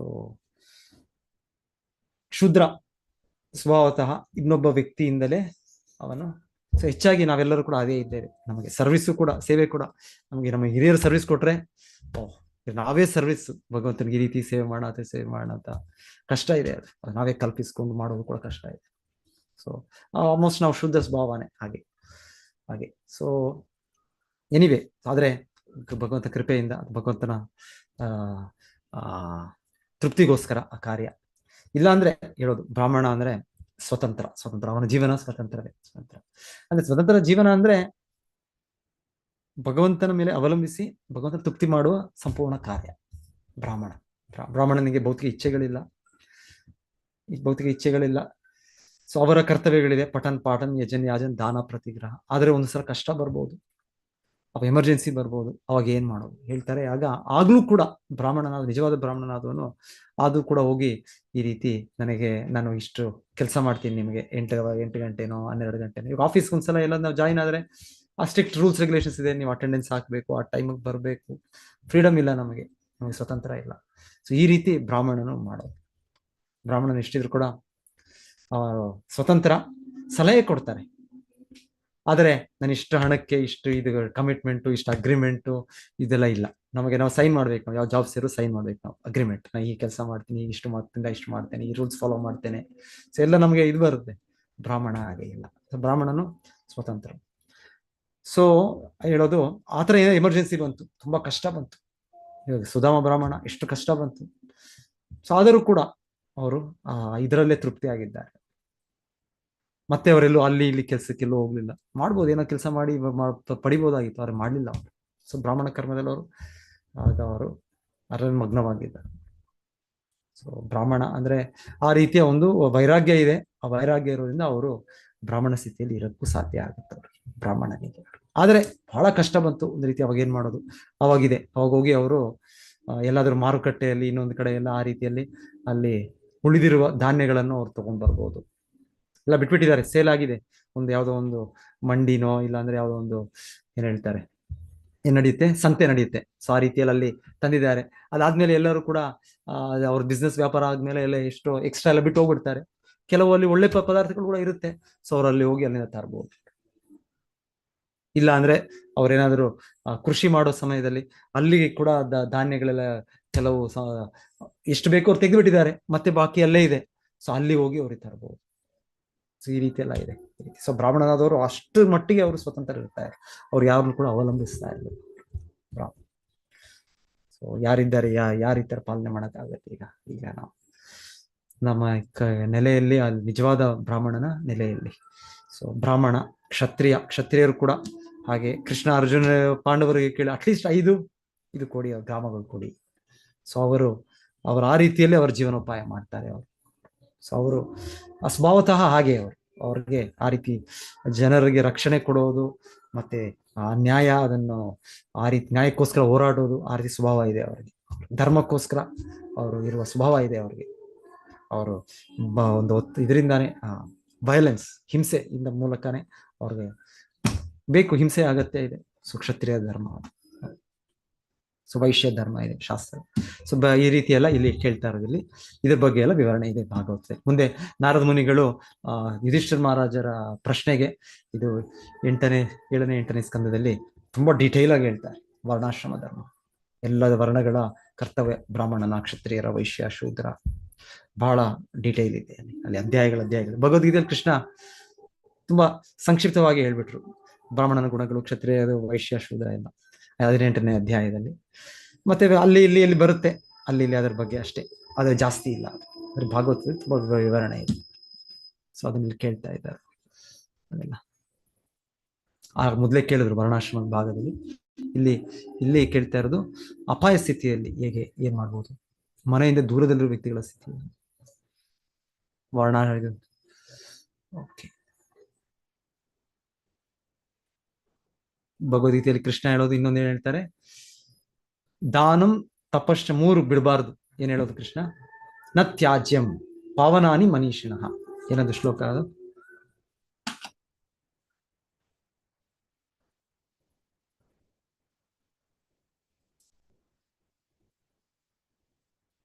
ತಪೋ ದಾನಂ ಮತ್ತೆ ಇನ್ನೊಂದೇನು ಕೃಷ್ಣ ಹೇಳೋದು, ಇದನ್ನ ಬಿಡಬೇಡಿ, ಇದನ್ನ ಅದು ಪಾವನಾನಿ ಮನೀಷಿಣಃ. ಕೃಷ್ಣ ಅರ್ಜುನ ಯಜ್ಞ ಜಾನ ತಪ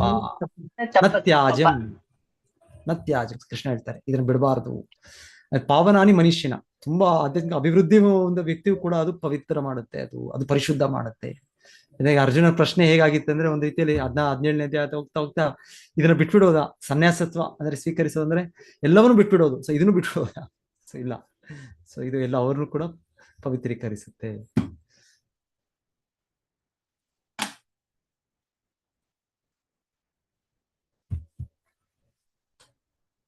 ಓ ಪಾಪರಹಿತನೇ, ಸಕಲ ಜೀವಿಗಳ ನಿಯಾಮಕನಾದ ದೇವೋತ್ತಮ ಪುರುಷನು ಎಲ್ಲ ಧರ್ಮಗಳ ಮತ್ತು ಧಾರ್ಮಿಕ ಕ್ರಿಯೆಗಳನ್ನು ಆಚರಿಸುವವರೆಲ್ಲರ ತಂದೆಯಾದ್ದರಿಂದ ಅವನನ್ನು ಹೇಗೆ ಸಂಪೂರ್ಣವಾಗಿ ತೃಪ್ತಿಪಡಿಸಬಹುದು ಎಂಬುದನ್ನು ಕೃಪೆ ಇಟ್ಟು ಬಣ್ಣಿಸಿರಿ.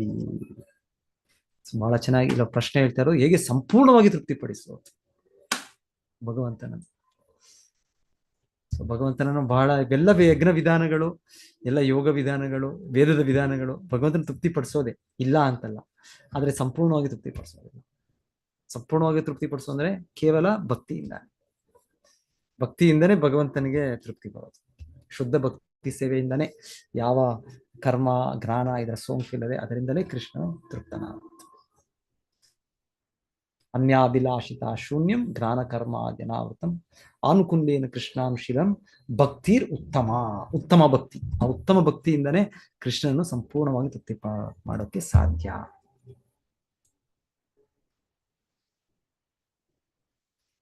ಸೊ ಯಾರಾದ್ರೂ ಓದಿ ಭಾವಾರ್ಥ ಓದೋಣ. ಹರೇ ಕೃಷ್ಣ. ಓದ್ಲ ಪ್ರಭುಜಿ? ಓದಿ. ಭಾವಾರ್ಥ. ಶೀಲ ಪ್ರಭುಪಾದರಿಂದ ಶೀಲ ಪ್ರಭುಪಾದರಿಗೆ ಜಯವಾಗಲಿ. ಎಲ್ಲ ಧಾರ್ಮಿಕ ಕ್ರಿಯೆಗಳ ಅಂತಿಮ ಉದ್ದೇಶವು ದೇವೋತ್ತಮ ಪರಮ ಪುರುಷನನ್ನು ತೃಪ್ತಿಗೊಳಿಸುವುದೇ ಆಗಿದೆ. ಭಗವಂತನು ಎಲ್ಲ ಧಾರ್ಮಿಕ ತತ್ವಗಳ ತಂದೆಯಾಗಿದ್ದಾನೆ. ಭಗವದ್ಗೀತೆಯಲ್ಲಿ 7.16 ಹೇಳಿದಂತೆ ಅರ್ಥವನ್ನು ಬಯಸಿದವನು ಆರ್ತನು, ಜ್ಞಾನೋದಯ ಹೊಂದಿದವನು ಜಿಜ್ಞಾಸುವು. ಈ 4 ತೆರನಾದ ಸುಕೃತಿಗಳು ಭಕ್ತಿ ಸೇವೆಯಿಂದ ಭಗವಂತನನ್ನು ಸಂಪರ್ಕಿಸುತ್ತಾರೆ. ಅವರ ಭಕ್ತಿಯು ಐಹಿಕ ವ್ಯಾಮೋಹದಿಂದ ಮಿಶ್ರಿತವಾಗಿರುತ್ತದೆ, ಆದರೆ ಶುದ್ಧ ಭಕ್ತರು ಅವರಿಗಿಂತ ಮಿಗಿಲಾಗಿರುತ್ತಾರೆ. ಅವರ ಭಕ್ತಿಯು ಕಾಮ್ಯ ಕರ್ಮಗಳ ಅಥವಾ ಮನಕಲ್ಪಿತ ಜ್ಞಾನದ ಯಾವುದೇ ಐಹಿಕ ಛಾಯೆಯಿಂದಲೂ ದೂಷಿತವಾಗಿರುವುದಿಲ್ಲ. ತಮ್ಮ ಜೀವಿತದುದ್ದಕ್ಕೂ ಕೇವಲ ಪಾಪಿಷ್ಠರಾದವರನ್ನು ದಾನವರಿಗೆ ಹೋಲಿಸಲಾಗಿದೆ. ಭಗವದ್ಗೀತೆ 7.15. ಅವರು ಶೈಕ್ಷಣಿಕ ವೃತ್ತಿಯನ್ನು ಅವಲಂಬಿಸಿದ್ದರೂ ಕೂಡ ಜ್ಞಾನಹೀನರಾಗೇ ಇರುತ್ತಾರೆ. ಅಂತಹ ಪಾಪಿಷ್ಠರು ಎಂದೂ ಭಗವಂತನನ್ನು ತೃಪ್ತಿಗೊಳಿಸಲಿಕ್ಕೆ ಅಭ್ಯರ್ಥಿಗಳಾಗಲಾರರು. ಹರೇ ಕೃಷ್ಣ ಪ್ರಭುಜಿ, ಧನ್ಯವಾದ. ಹರೇ ಕೃಷ್ಣ ಮಾದಾಯಿ. ಸೊ ಪ್ರಭುಪಾದರಲ್ಲಿ ಆ 2 ಶ್ಲೋಕಗಳು ಏನೋ 2 ಶ್ಲೋಕಗಳು ಯಾರಾದ್ರೂ ಹೇಳಿ. ಈ ಅರ್ಥಾರ್ಥಿ ಜ್ಞಾನ ಜಿಜ್ಞಾಸಿ. ಯಾರು ಭಗವಂತನನ್ನು ಶರಣಾಗ್ತಾರೆ, ಚತುರ್ವಿಧ ಭಜಂತೆ ಮಾಂ ಜನಾ ಸುಕೃತಿನೋ ಅರ್ಜುನ. ಇನ್ನು 4:7-15 ಜ್ಞಾನೀಚ ಭರತರ್ಷಭ. ಎಸ್ ಪ್ರಭುಜಿ. ಇನ್ನು 7:15 ಯಾರು ಶರಣಾಗತ ಏನದು ಶ್ಲೋಕ ಆಗುವುದಿಲ್ಲ ಅನ್ನೋದಕ್ಕೆ ಅವರು ನಮಾಂ ದುಷ್ಕೃತಿನೋ ಮೂಢ ನಮಾಂ ದುಷ್ಕೃತಿನೋ ಮೂಢ ಪ್ರಪದ್ಯಂತೆ ನರಾಧಮ ಮಾಯಾ ಅಪಹೃತ ಮಾಯಾ ಅಪಹೃತ ಜ್ಞಾನ ಆಸುರಂ ತದ್ ಅಸುರಂ ಭಾವಮಾತಿ. ಸರಿ, ಧನ್ಯವಾದಗಳು ಪ್ರಭು, ಧನ್ಯವಾದಗಳು ಮಾತಾಡಿ. ಸೊ ಹೀಗೆ ಅದು ತೃಪ್ತಪಡಿಸ್ಲಿಕ್ಕೆ ಆಗೋದಿಲ್ಲ. ಸೊ ಯಾವ ಮಟ್ಟಕ್ಕೂ ಕೂಡ ಯಾವ ರೀತಿಯಲ್ಲೂ ಕೂಡ ಅವರು ತೃಪ್ತಿಪಡಿಸಕ್ ಆಗೋದು. ಆದ್ರೆ ಭಕ್ತರು ಸ್ವಲ್ಪ ತೃಪ್ತಿ ಪಡಿಸ್ಬೋದು, ಆದ್ರೂ ಕೂಡ ಇಲ್ಲಿ ಹೇಳ್ತಾ ಇದ್ದಾರೆ ಅವರಿಗಿಂತ ಮೇಲೆ ಶುದ್ಧ ಭಕ್ತರು. ಅವರಿಗೆ ಈ ರೀತಿ ಯಾವ ಒಂದು ಭೌತಿಕ ಇದಿಲ್ಲ. ಸೊ ನಾವೆಲ್ಲರೂ ಮಿಶ್ರಿತ ಭಕ್ತರೇ. ನಮಗೆ ಇಚ್ಛೆ ಇದೆ, ನಮಗೆ ಹಣ ಬೇಕು, ನಮಗೊಂದು ಸ್ಥಾನ ಬೇಕು, ನಮಗೆ ಇದೆ ಇನ್ನ ಭೌತಿಕ ಕಲ್ಮಶಗಳು ನಮಗೆ ಇದು ಸಹಜವಾಗಿ ಸ್ವಾಭಾವಿಕವಾಗಿ ನಾವು ಮಿಶ್ರಿತ ಭಕ್ತರೇ. ನಾವು ಮಿಶ್ರಿತ 4 ವಿಧ ವರ್ಗದಲ್ಲೇ ಸೇರಿದವರು ನಾವು. ಸೊ ಆದರೆ ಇದನ್ನು ಮೀರಿ ನಾವು ಸಂಪೂರ್ಣವಾಗಿ ಕೃಷ್ಣನ ಆಶ್ರಯಿಸಿದ ಮೇಲೆ ಅವಾಗ ನಿಜವಾಗ್ಲೂ ನಾವು ಸಂಪೂರ್ಣವಾಗಿ ಕೃಷ್ಣನ ತೃಪ್ತಿಪಡಿಸ್ಬೋದು. ಆದ್ರೂ ಬೆಟರ್. ಕೃಷ್ಣ ಹೇಳ್ತಾರೆ, ಯಾರು ಭಕ್ತಿಯನ್ನು ಮಾಡ್ತಾ ಇದ್ದಾರೆ ಅವರು ಏನೋ ಸುಕೃತಿನ ಅರ್ಜುನ, ಅವರು ಪುಣ್ಯಜೀವಿಗಳು. ಸುಕೃತಿ ಸ್ವಲ್ಪ ಕೆಲವು ಒಳ್ಳೆ ಕೃತಿಗಳಿದೆ ಅವರಿಗೆ. ಬೇರೆಯವ್ರಿಗೆ ಕೃಷ್ಣ ಹೇಳಿದ್ರು ದುಷ್ಕೃತಿಗಳು.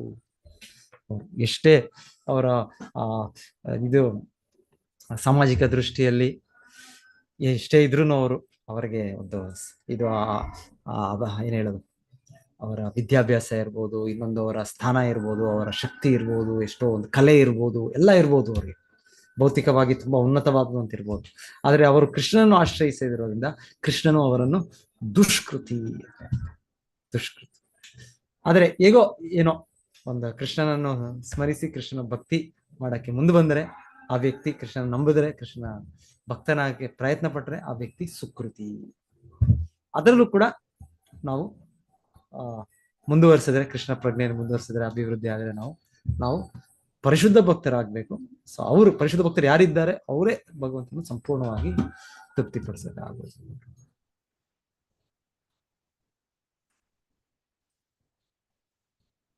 ಹೇಗೆ ಸಂಪೂರ್ಣವಾಗಿ ತೃಪ್ತಿಪಡಿಸುವುದು ಅನ್ನೋದನ್ನು ಕೃಪೆ ಇಟ್ಟು ಬಣ್ಣಿಸಿರಿ.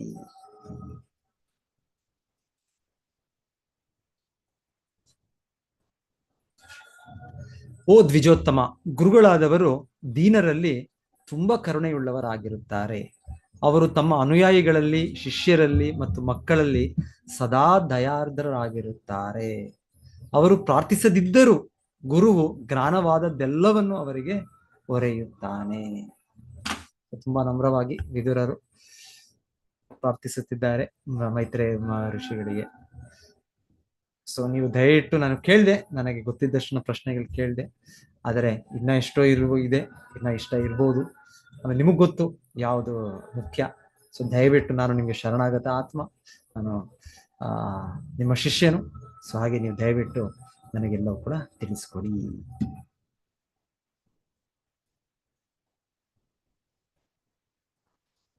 ಸದ್ಗುರುವಿನಿಂದ ತಿಳಿದುಕೊಳ್ಳಬೇಕಾದ ಅನೇಕ ವಿಷಯಗಳಿವೆ. ಸದ್ಗುರುವಿಗೆ ಅನುಯಾಯಿಗಳು, ಶಿಷ್ಯರು ಮತ್ತು ಪುತ್ರರೆಲ್ಲರೂ ಒಂದೇ ಮಟ್ಟದಲ್ಲಿರುತ್ತಾರೆ. ಅವನು ಅವರಿಗೆ ಸದಾ ಕರುಣಾಳುವಾಗಿರುತ್ತಾನೆ. ಅವರು ಅವನನ್ನು ಪ್ರಾರ್ಥಿಸದಿದ್ದರೂ ಅವನು ಸದಾ ಅವರಿಗೆ ಅಲೌಕಿಕ ವಿಷಯಗಳನ್ನು ಹೇಳಿಕೊಡುತ್ತಾನೆ. ಅದು ಸದ್ಗುರುವಿನ ಸಹಜ ಸ್ವಭಾವವಾಗಿರುತ್ತದೆ. ತಾನು ಕೇಳದಿರಬಹುದಾದ ವಿಷಯಗಳನ್ನು ತಿಳಿಸುವಂತೆ ವಿದುರನು ಮೈತ್ರೇಯ ಮುನಿಗಳನ್ನು ವಿನಂತಿಸಿಕೊಂಡನು.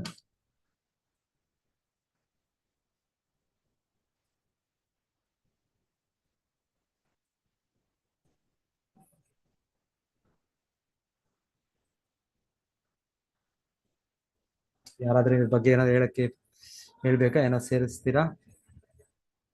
ಗುರು ಶಿಷ್ಯ ಸಂಬಂಧ.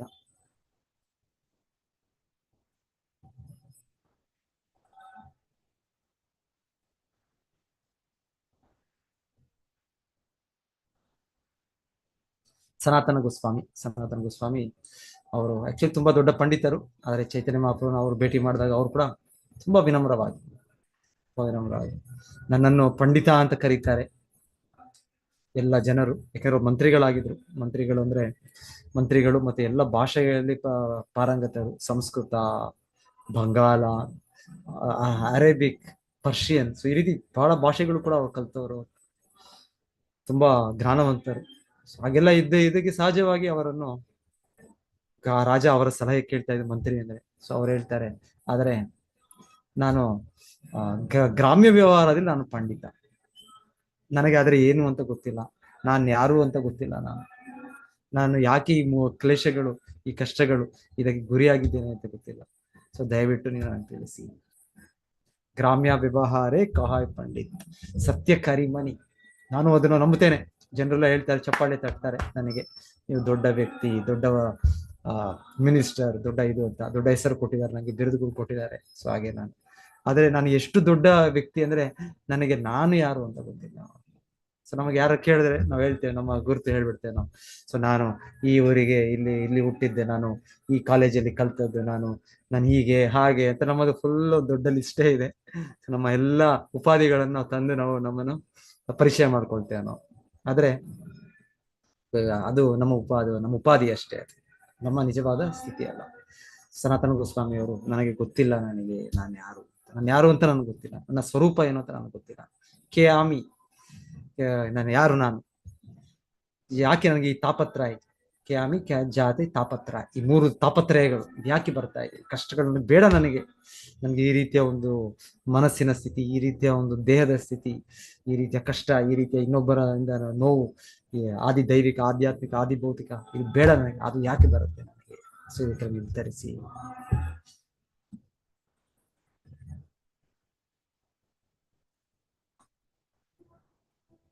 ಸೊ ಚೈತನ್ಯ ಮಹಾಪ್ರಭು ಅವರಿಗೆ ಸನಾತನ ಗೋಸ್ವಾಮಿಗೆ 2 ತಿಂಗಳು ಬೋಧನೆ. ಸನಾತನ ಗೋಸ್ವಾಮಿ ವಾರಣಾಸಿ, ಕಾಶಿಯಲ್ಲಿ ಚೈತನ್ಯ ಮಹಾಪ್ರಭು. ಹಾಗೆ ರೂಪ ಗೋಸ್ವಾಮಿ ಅವರು ಕೂಡ ಚೈತನ್ಯ ಮಹಾಪ್ರಭು ಅವರಿಗೆ 10 ದಿವಸ ದಶಾಶ್ವಮೇಧ ಘಾಟ. ನೀವು ಪ್ರಯಾಗ ಹೋಗಿದ್ರೆ, ನೀವು ಪ್ರಯಾಗರಾಜ್ ಅಲ್ಲಿ ಹೋದ್ರೆ ಅಲ್ಲಿ ನೋಡ್ಬೋದು, ಆ ಸ್ಥಳ ಈಗಲೂ ಕೂಡ ಇದೆ. ಇಲ್ಲಿ ನೋಡ್ಲಿ, ಸನಾತನ ಗೋಸ್ವಾಮಿ ಅವ್ರ ಸ್ಥಳಕ್ಕೆ ಹೋಗ್ಲಿಲ್ಲ ನಾವು ವಾರಣಾಸಿಯಲ್ಲಿ. ಆದ್ರೆ ಇದರಲ್ಲಿ ಪ್ರಯಾಗರಾಜ್ಗೆ ಹೋದಾಗ ಹೋಗಿದ್ವಿ ನಾವು, ಅಲ್ಲಿ ಆ ಸ್ಥಳ ಇದೆ, ಅಲ್ಲಿ ಈಗಲೂ ಕೂಡ ಗಂಗಾ ನದಿ ಇದರ ಮೇಲೆ, ತೀರದ ಮೇಲೆ ದಶಾಶ್ವಮೇಧ ಘಾಟ್ ಅಲ್ಲಿ. ಅದು ತಪನ ಮಿಶ್ರಾ ಅವರ ಮನೆಯಲ್ಲಿ ಇಂದ ಕೊಟ್ಟಿದ್ದಾರಲ್ಲ ಮಸ್ತಿ. ತಪನ ಮಿಶ್ರಾ ಅವರ ಮನೆಯಲ್ಲಿ ವಾರಣಾಸಿ ಬೋಧನೆ ಮಾಡಿದ್ದ ಅವ್ರಿಗೆ ಇದರಲ್ಲಿ ವಾರಣಾಸಿಯಲ್ಲಿ ಮನೆ ಭೇಟಿ ಮಾಡಿದ್ದಲ್ಲಿ ಮೊದಲಿಗೆ ಅಲ್ಲಿ ಭೇಟಿ ಮಾಡಿದ ಅವ್ರ ಮನೆಯಲ್ಲಿ ಅನ್ಕೊಳ್ತೇನೆ ನಾನು. ಫಸ್ಟ್ ಟೈಮ್ ಬಂದಾಗ ಅವರು ಮುಸ್ಲಿಂ ವೇಷದಲ್ಲೆಲ್ಲ ಬಂದಿರ್ತಾರೆ. ಅವ್ರಿಗೆ ಗೊತ್ತಾಗೋದು ಇಲ್ಲ ಅವ್ರಿಗೆ, ಯಾರು ತಪನ ಮಿಶ್ರಾಗೆ. ಇವ್ರು ಹೇಳ್ತಾರೆ, ಒಬ್ಬ ಭಕ್ತರು ಬಂದಿದ್ದಾರೆ ಅಂದ್ರೆ ಅವ್ರು ಹೋಗಿ ನೋಡ್ತಾರೆ, ಹೊರಗೆ ಯಾರು ಕಾಣೋದಿಲ್ಲ ಅವ್ರಿಗೆ. ಯಾರೋ ಒಬ್ಬ ಫಕೀರ್, ಎಲ್ಲ ಗಡ್ಡ ಇದೆಲ್ಲ ಇದ್ದು ತುಂಬಾ ಒಂದು ಇದಾಗ ಅಷ್ಟು ಇದ್ರಲ್ಲೂ ಇರೋದಿಲ್ಲ ಅವ್ರು. ಮತ್ತೆ ಚೈತನ್ಯ ಮಹಾಪ್ರಭು ಹೇಳೋದು, ಇಲ್ಲ ಇಲ್ಲ ಇಲ್ಲ, ಒಬ್ಬ ಯಾರಾದ್ರೂ ಒಬ್ರು ಇದ್ದಾರ ಅಲ್ಲಿ, ಯಾರೋ ಒಬ್ರು ಇದ್ದಾರೆ, ಯಾರೋ ನೋಡಿ ಅವ್ರ ಒಂಥರ ಯಾರೋ ಒಬ್ಬ ಭಿಕ್ಷುಕನೋ ಏನೋ ಅನ್ಕೊಂಡಿರ್ತಾರೆ. ಸನಾತನ ಗೋಸ್ವಾಮಿ ಆ ರೀತಿಯಲ್ಲಿ ಅವರು ಜೈಲಿಂದ ಬಿಡುಗಡೆ ಆಗಿ ಅಷ್ಟು ಕಷ್ಟದಲ್ಲಿ ತಪ್ಪಿಸ್ಕೊಂಡು ಪಾಪ ಅವ್ರು ಬಂದು ಅವ್ರು ಇರ್ತಾರೆ. ಅವರು ಮತ್ತೆ ಅವ್ರು ಬಂದು ಕೂಡ ಅವ್ರು ಬಂದು ನಾವು ಹೋಗಿದ ತಕ್ಷಣವೇ ನಮ್ಮನ್ನ ಯಾರೋ ರಿಸೀವ್ ಮಾಡ್ಬೇಕು, ನಮಗೆ ಕಾರ್ಲೆಂಡ್ ಆಗ್ಬೇಕು, ಪೂಜೆ ಮಾಡೋ ಈ ರೀತಿನೋ, ಇಲ್ಲಾಂದ್ರೆ ಅಟ್ಲೀಸ್ಟ್ ನಮ್ಮ ರಿಸೀವ್ ಮಾಡ್ಬೇಕು ಬಂದು. ಹಾಗೆ ಇವ್ರು ಏನೂ ಇಲ್ಲ, ಅವ್ರು ಬಂದು ವೆಯ್ಟ್ ಮಾಡ್ತಾ ಇದ್ದಾರೆ ಬಾಗಿಲ ಹೊರಗೆ. ಅವರು ನಾನು ಬಂದಿದ್ದೀನಿ ಅಂತ ಬಂದು ಇದು ಮಾಡ್ತಾ ಇಲ್ಲ, ಅವ್ರು ಅಲ್ಲೇ ಎಲ್ಲೋ ಮೂಲೆಯಲ್ಲಿ ಇದ್ದಾರೆ ಅಲ್ಲಿ. ಸೊ ಇವರು ಚೈತನ್ಯ ಮಹಾಪ್ರಭು ಅಂತರ್ಯಾಮಿ ಪರಮಾತ್ಮ. ಸೊ ಅವ್ರಿಗೆ ಗೊತ್ತು ಆಗ್ಲೇ ಬಂದಿದ್ದಾರೆ ತನ್ನ ದೊಡ್ಡ ಭಕ್ತರು ಅಂತ. ಸೊ ಚೈತನ್ಯ ಮಹಾಪ್ರಭು ಕಳ್ಸಿದ್ದು, ಹೋಗು ಹೊರಗೆ ಕರ್ಕೊಂಬ ಅವ್ರನ್ನ ಒಳಗೆ. ಹೀಗೆ ಸನಾತನ ಗೋಸ್ವಾಮಿ, ಹೀಗೆ ಅವರ ವ್ಯಕ್ತಿತ್ವ ಹಾಗೆ. ಸನಾತನ ಗೋಸ್ವಾಮಿ, ರೂಪ ಗೋಸ್ವಾಮಿ. ಸೊ ನೋಡಿ, ಚೆಕ್ ಮಾಡಿ ಮಾತಾಜಿ ಅವ್ರಿಗೆಲ್ಲ ಹೇಳ್ಕೊಟ್ಟಿದ್ದು ಅಂತ. ಮನೆಯಲ್ಲೇ ಅಲ್ಲಿ ತಪನ ಮಿಶ್ರ ಇದ್ರಲ್ಲೇ ಇರ್ಬೋದು, ಅಲ್ಲೂ ಇರ್ಬೋದು. ನೀವು ನನಗೆ ಮರ್ತಿದ್ದೀನಿ ನಾನು, ಇರ್ಬೋದು, ಅಲ್ಲೇ ಇರ್ಬೋದು. ಇವ್ರು ರೂಪ ಗೋಸ್ವಾಮಿ ನೀವೇ ಹೇಳಿದಿರ್ಬೋದು, ಮೀಟ್ ಮಾಡಿದ್ದಿರ್ಬೋದು ಪ್ರಭುಜಿ. ನೋಡಿ, ತಪನ ಮಿಶ್ರ ನನಗೂ ಕೂಡ ನಾವು ಅಲ್ಲಿ ವಿಸಿಟ್ ಮಾಡ್ಲಿಲ್ಲ. ನಾವು ಕೂಡ ವಾರಾಣಸಿಗೆ ಹೋದಾಗ ಆ ಸ್ಥಳವನ್ನು ವಿಸಿಟ್ ಮಾಡ್ಲಿಲ್ಲ.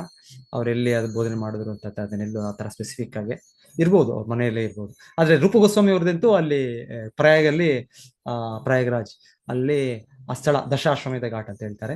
ಅದು ನೀವು ಗಂಗಾ ತೀರ ಅಪೋಸಿಟ್ ಅಲ್ಲಿ ಹತ್ತಿ ಹೋಗ್ಬೇಕು. ಇದೆ ಸ್ಥಳ ಇದೆ, ಇದು ಕೂಡ ಮರ ಏನೋ ಇದೆ ಅಲ್ಲಿ. ಅಲ್ಲಿ ಚೈತನ್ಯ ಮಹಾಪ್ರಭು ಬೈಠಕ್, ಅಲ್ಲಿ ಚೈತನ್ಯ ಮಹಾಪ್ರಭು ಅಲ್ಲಿ ಕುಳಿತು ಅವರಿಗೆ ಉಪದೇಶಿಸಿದರು ಅಂತ ಹೇಳ್ತಾರೆ.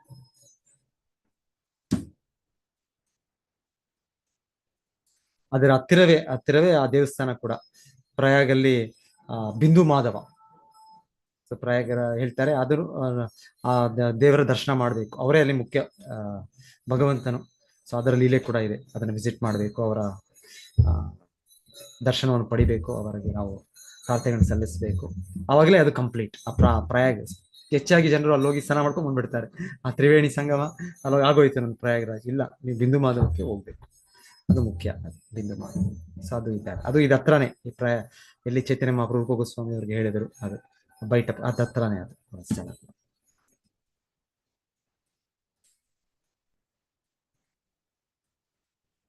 ಐಹಿಕ ಪ್ರಕೃತಿಯ ಮೂಲಾಂಶಗಳಿಗೆ ಎಷ್ಟು ಪ್ರಳಯಗಳಿವೆ ಮತ್ತು ಪ್ರಳಯದ ಅನಂತರ ಭಗವಂತನು ನಿದ್ರೆಯಲ್ಲಿದ್ದಾಗ ಅವನ ಸೇವೆಗೈಯಲು ಯಾರು ಬದುಕುಳಿಯುತ್ತಾರೆ ಎಂಬುದನ್ನು ಬಣ್ಣಿಸಿರಿ. ಯಾರಾದ್ರೂ ಓದಿ ಭಾವಾರ್ಥ. ಹರೇ ಕೃಷ್ಣ ಪ್ರಭುಜಿ, ಓದ್ಲ ಪ್ರಭುಜಿ? ಓದಿ ಮಾತಾಡಿ. ಹರೇ ಕೃಷ್ಣ. ಭಾವಾರ್ಥ ಶ್ರೀಲ ಪ್ರಭುಪಾದರಿಗೆ ಜಯವಾಗಲಿ. ಬ್ರಹ್ಮ ಸಂಹಿತೆಯಲ್ಲಿ 5.47 - 48 ಹೀಗೆ ಹೇಳಲಾಗಿದೆ: ಅಸಂಖ್ಯ ವಿಶ್ವಗಳೊಂದಿಗಿರುವ ಐಹಿಕ ಅಭಿವ್ಯಕ್ತಿಗಳು ಯೋಗ ನಿದ್ರೆಯಲ್ಲಿ ಪವಡಿಸಿದ ಮಹಾವಿಷ್ಣುವಿನ ಉಸಿರಾಟದೊಂದಿಗೆ ಕಾಣಿಸಿಕೊಳ್ಳುತ್ತವೆ ಮತ್ತು ಕಾಣದಾಗುತ್ತವೆ. ಯಾಕಾರನಾನವ ಜಲೇ ಭಜತಿ ಸಂಯೋಗ ನಿದ್ರಾಂ ಅನಂತ ಜಗದಂಡ ಸರೋಮಕೂಪಃ ಆಧಾರ ಶಕ್ತಿಂ ಅವಲಂಬ್ಯ ಪರಾಮ ಸ್ವಮೂರ್ತಿಂ ಗೋವಿಂದಂ ಆದಿಪುರುಷಂ ತಮ್ ಅಹಂ ಭಜಾಮಿ. ಯಸ್ಸೈಕ ನಿಶ್ವಸಿತ ಕಾಲಂ ಅವಲಂಬ್ಯಂ ಜೀವಂತಿ ಲೋಮಾ ವಿಲಜಾ ಜಗದ್ ಅಂಡನಾದಾಃ ವಿಷ್ಣುರ್ಮಹಾನ್ ಸ ಇಹ ಯಸ್ಯ ಕಲಾವಿಶೇಷೋ ಗೋವಿಂದಮಾದಿಪುರುಷಂ ತಮ್ ಅಹಂ ಭಜಾಮಿ. ಅಂತಿಮನು, ದೇವೋತ್ತಮ ಪರಮ ಪುರುಷನು ಆದ ಗೋವಿಂದನು, ಭಗವಾನ್ ಕೃಷ್ಣನು ನಿದ್ರೆಯ ಅವಧಿಯಲ್ಲಿ ಅಸಂಖ್ಯ ವಿಶ್ವಗಳನ್ನು ಸೃಷ್ಟಿಸುವುದಕ್ಕಾಗಿ ಕಾರಣ ಸಮುದ್ರದಲ್ಲಿ ಕೊನೆ ಇಲ್ಲದೆ ಮಲಗಿ ನಿದ್ರಿಸುತ್ತಾನೆ. ಭಗವಂತನು ತನ್ನದೇ ಆದ ಅಂತರಂಗ ಶಕ್ತಿಯಿಂದ ನೀರಿನ ಮೇಲೆ ಮಲಗಿರುತ್ತಾನೆ. ನಾನು ಆ ಮೂಲನಾದ ಪರಮ ದೇವೋತ್ತಮನನ್ನು ಆರಾಧಿಸುವೆನು. ಭಗವಂತನ ನಿಶ್ವಾಸದ ಕಾಲದಲ್ಲಿ ಅಸಂಖ್ಯ ವಿಶ್ವಗಳು ಅಸ್ತಿತ್ವಕ್ಕೆ ಬರುತ್ತವೆ ಮತ್ತು ಭಗವಂತನು ತನ್ನ ಉಸಿರನ್ನು ಹಿಂದಕ್ಕೆಳೆದುಕೊಂಡಾಗ ವಿಶ್ವಗಳ ಎಲ್ಲಾ ಪ್ರಭುಗಳ ಪ್ರಳಯವು ಸಂಭವಿಸುತ್ತದೆ. ಸರ್ವೋತ್ತಮನಾದ ಭಗವಂತನ ಆ ಸ್ವಾಂಶವನ್ನು ಮಹಾವಿಷ್ಣು ಎಂದು ಕರೆಯಲಾಗಿದೆ. ಅವನು ಭಗವಾನ್ ಕೃಷ್ಣನ ಭಾಗದ ಒಂದು ಭಾಗವಾಗಿದ್ದಾನೆ. ನಾನು ಮೂಲ ಭಗವಂತನಾದ ಗೋವಿಂದನನ್ನು ಆರಾಧಿಸುವೆನು. ಐಹಿಕ ಅಭಿವ್ಯಕ್ತಿಗಳ ಪ್ರಳಯದ ಅನಂತರ ಭಗವಂತನ ಮತ್ತು ಕಾರಣ ಸಮುದ್ರ ದಾಚೆಗಿರುವ ಭಗವತ್ ಸಾಮ್ರಾಜ್ಯವು ಮರೆಯಾಗುವುದಿಲ್ಲ. ಭಗವಂತನ ಸಂಗಾತಿಗಳಾದ ಅಲ್ಲಿನ ನಿವಾಸಿಗಳು ಕಾಣದಾಗುವುದಿಲ್ಲ. ಭಗವಂತನ ಸಂಗಾತಿಗಳು ಐಹಿಕ ಸಂಘದಿಂದಾಗಿ ಭಗವಂತನನ್ನು ಮರೆತ ಜೀವಿಗಳಿಗಿಂತ ಅದೆಷ್ಟೋ ಪಟ್ಟು ಹೆಚ್ಚಿನ ಸಂಖ್ಯೆಯಲ್ಲಿದ್ದಾರೆ. ಮೂಲ ಭಾಗವತದ ಅಹಂ ಏವಾಸಂ ಏವಾಗ್ರೆ ಇತ್ಯಾದಿ 4 ಶ್ಲೋಕಗಳಲ್ಲಿರುವ ಅಹಂ ಎಂಬ ಪದಕ್ಕೆ ನಿರಾಕಾರವಾದಿಗಳು ಕೊಡುವ ವಿವರಣೆಯನ್ನು ಇಲ್ಲಿ ಖಂಡಿಸಲಾಗಿದೆ. ಭಗವಂತನು ಮತ್ತು ಅವನ ಶಾಶ್ವತ ಸಂಗಾತಿಗಳು ಪ್ರಳಯದ ಅನಂತರವೂ ಉಳಿಯುತ್ತಾರೆ. ಅಂತಹ ವ್ಯಕ್ತಿಗಳನ್ನು ಕುರಿತು ವಿದುರನ ಜಿಜ್ಞಾಸೆಯು ಭಗವಂತನ ಪರಿಕರಗಳ ಅಸ್ತಿತ್ವದ ಸ್ಪಷ್ಟ ಸೂಚನೆಯಾಗಿದೆ. ಕಾಶಿಖಂಡದಲ್ಲೂ ಇದನ್ನು ದೃಢೀಕರಿಸಲಾಗಿದೆ. ಶ್ರೀಧರ್ ಸ್ವಾಮಿಯವರ ಹೆಜ್ಜೆಯನ್ನು ಅನುಸರಿಸಿದ ಜೀವ ಗೋಸ್ವಾಮಿ ಮತ್ತು ಶ್ರೀಲಾ ವಿಶ್ವನಾಥ್ ಚಕ್ರವರ್ತಿಗಳಿಬ್ಬರು ಇದನ್ನು ಉಲ್ಲೇಖಿಸಿದ್ದಾರೆ. ನಾ ಚೈವಂತೆ ಹಿ ಯಥಾ ಭಕ್ತ್ಯಾ ಮಹತ್ಯಾಂ ಪ್ರಳಯಾಪದಿ ಅತ್ಯೋ ಅಚ್ಯುತೋ ಅಖಿಲೇ ಲೋಕ ಸ ಏಕ ಸರ್ವಗೋ ಅವ್ಯಯಃ. ಭಗವಂತನ ಭಕ್ತರು ಸಕಲ ವಿಶ್ವಾಭಿವ್ಯಕ್ತಿಯ ಪ್ರಳಯದ ನಂತರವೂ ಕೂಡ ತಮ್ಮ ವೈಯಕ್ತಿಕ ಅಸ್ತಿತ್ವವನ್ನು ಎಂದೂ ಲಯಗೊಳಿಸಿಕೊಳ್ಳುವುದಿಲ್ಲ. ಭಗವಂತನು ಮತ್ತು ಜೊತೆಗಿರುವ ಭಕ್ತರು ಐಹಿಕ ಮತ್ತು ಆಧ್ಯಾತ್ಮಿಕ ಜಗತ್ತುಗಳೆರಡರಲ್ಲೂ ಸದಾ ಶಾಶ್ವತರಾಗಿರುತ್ತಾರೆ. ಹರೇ ಕೃಷ್ಣ ಪ್ರಭುಜಿ. Thank you Prabhuji. ಹರೇ ಕೃಷ್ಣ.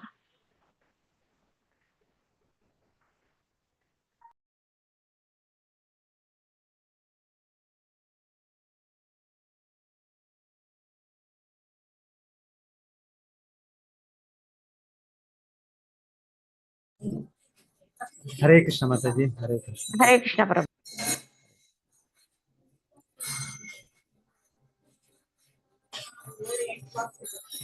ಇಲ್ಲಿ ಬೆಂಗಳೂರಿಂದ ನಮ್ಮ ರಕ್ಷಿತಾ ಮಾತಾಜಿ ಮತ್ತೆ ಅವ್ರ ಮದರ್ ತಾಯಿ ಬಂದಿದ್ರು.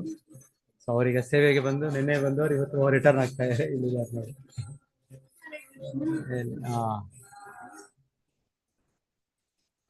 ಕಾಣಿಸುತ್ತಾ?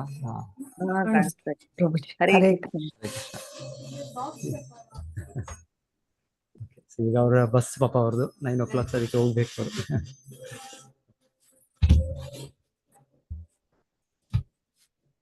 ಓಕೆ.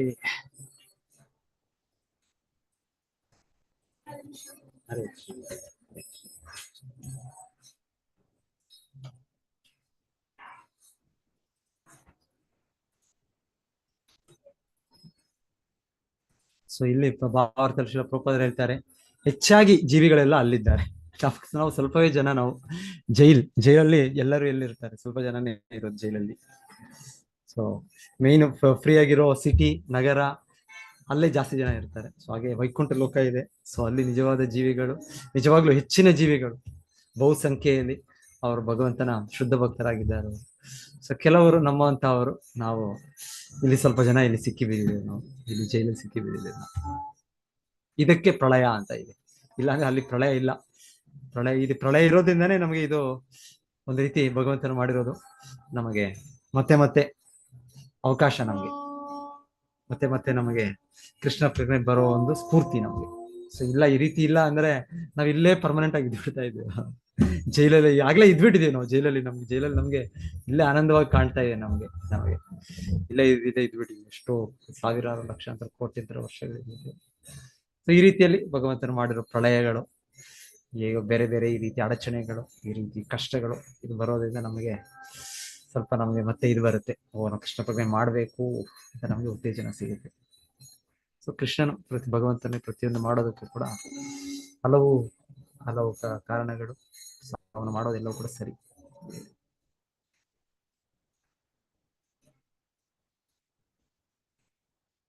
ಆದ್ರೆ ಆ ಪ್ರಳಯ ಕೂಡ ಅದಕ್ಕೆ ಟೈಮ್ಸ್ ಇದೆ. ಸೊ ಕೆಲವು ಜನ ಆ ಟೈಮ್ಸ್ ಬೇರೆ ಬೇರೆ ಒಂದೊಂದು ಇದಿದೆ. ಅವ್ರು ಹೇಳೋದು ಕಲಿಯುಗ ಅಂದ್ರೆ 1250 ವರ್ಷ. ಒಂದು ಸಂಸ್ಥೆ ಇದೆ ಆ ರೀತಿಯಲ್ಲಿ. ಸೊ ಸಂಪೂರ್ಣ ಚತುರ್ಯುಗ ಅಂದ್ರೆ 5000 ವರ್ಷಗಳಷ್ಟೇ. ಸೊ ಇಲ್ಲ, ಈ ರೀತಿ ಅಲ್ಲ. ಶಾಸ್ತ್ರದಲ್ಲಿ ಈಗಿಲ್ಲ. ಶಾಸ್ತ್ರದಲ್ಲಿ ಪ್ರತಿಯೊಂದು ಅದರ ಎಕ್ಸಾಕ್ಟ್ ಅವಧಿ ಕೊಟ್ಟಿದ್ದಾರೆ. ಅದು ನಾವು ಶಾಸ್ತ್ರದಲ್ಲಿ ತಿಳ್ಕೊಳ್ಬೇಕು. ಸೊ ನಮ್ಮ ಕಲ್ಪನೆ ಇದರಿಂದ ಇಷ್ಟು ಸತ್ಯಯುಗ, ಇಷ್ಟು ಕಲಿಯುಗ, ಇಷ್ಟು ಪ್ರಳಯ ಹೀಗೆ. ಆಮೇಲೆ ಇಲ್ಲ ಸ್ವಲ್ಪ ಜನ ವಿಜ್ಞಾನಿಗಳು ಹೇಳ್ತಾರೆ ಪ್ರಳಯ ಈಗಲೇ ಆಗ್ಬಿಡುತ್ತೆ, ಈ ರೀತಿಯಲ್ಲಿ ನೀವು ಮುಂದುವರಿಸಿದ್ರೆ. ಈ ರೀತಿ ಇಲ್ಲ. ಈ ಅಣುಬಾಂಬ್ ಇದೆ, ಇದರಿಂದ ಎಲ್ಲ ಪ್ರಳಯ ಆಗ್ಬಿಡುತ್ತೆ, ನಾಶ ಆಗ್ಬಿಡುತ್ತೆ. ಇಲ್ಲ. ಸೊ ಪ್ರಳಯ ಅನ್ನೋದು ಅದು ಕೃಷ್ಣನ ಕಂಟ್ರೋಲ್ ಅಲ್ಲಿ ಇದೆ. ಸೊ ಯಾವ ಸಮಯದಲ್ಲಿ ಯಾವಾಗ ಹೇಗಾಗ್ಬೇಕು ಅದು ಅವನ ಕೈಯಲ್ಲಿ. ಒಂದೊಂದು ಹೇಳ್ತಾರೆ ಶ್ರೀಲ ಪ್ರಭುಪಾದ, ಒಂದೊಂದು ರೀತಿ ತುಂಬಾ ಪೆಟ್ರೋಲ್ ಡ್ರಿಲ್ಲಿಂಗ್ ಇದೆಲ್ಲ ಮಾಡಿದ್ರೆ ಈ ರೀತಿ ಭೂಮಿಗೆ ಹಾನಿ ಆಗ್ಬೋದು, ಇನ್ನೊಂದಾಗ್ಬೋದು, ಅದು ಗರ್ಭೋಧ ಸಮುದ್ರಕ್ಕೆ ಬೀಳ್ಬೋದು, ಆ ರೀತಿ ಆಗ್ಬೋದು ಅಂತ ಎಲ್ಲ. ಆದ್ರೆ ಇಲ್ಲ, ಆದ್ರೆ ಹೆಚ್ಚು ಕಡಿಮೆ ಇಲ್ಲ, ಆ ರೀತಿ ಇಲ್ಲ. ಅದಕ್ಕೆ ಸರಿಯಾದ ಒಂದು ವ್ಯವಸ್ಥಿತ ಸಮಯ ಇದೆ, ಆಗ್ಲೇ ಪ್ರಳಯ ಆಗೋದು, ಹಾಗೆ ಆಗಲೇ ಸೃಷ್ಟಿಯಾಗೋದು ಎಲ್ಲವೂ ಕೂಡ ನಿಯಮಿತವಾಗಿ ನಡೀತದೆ.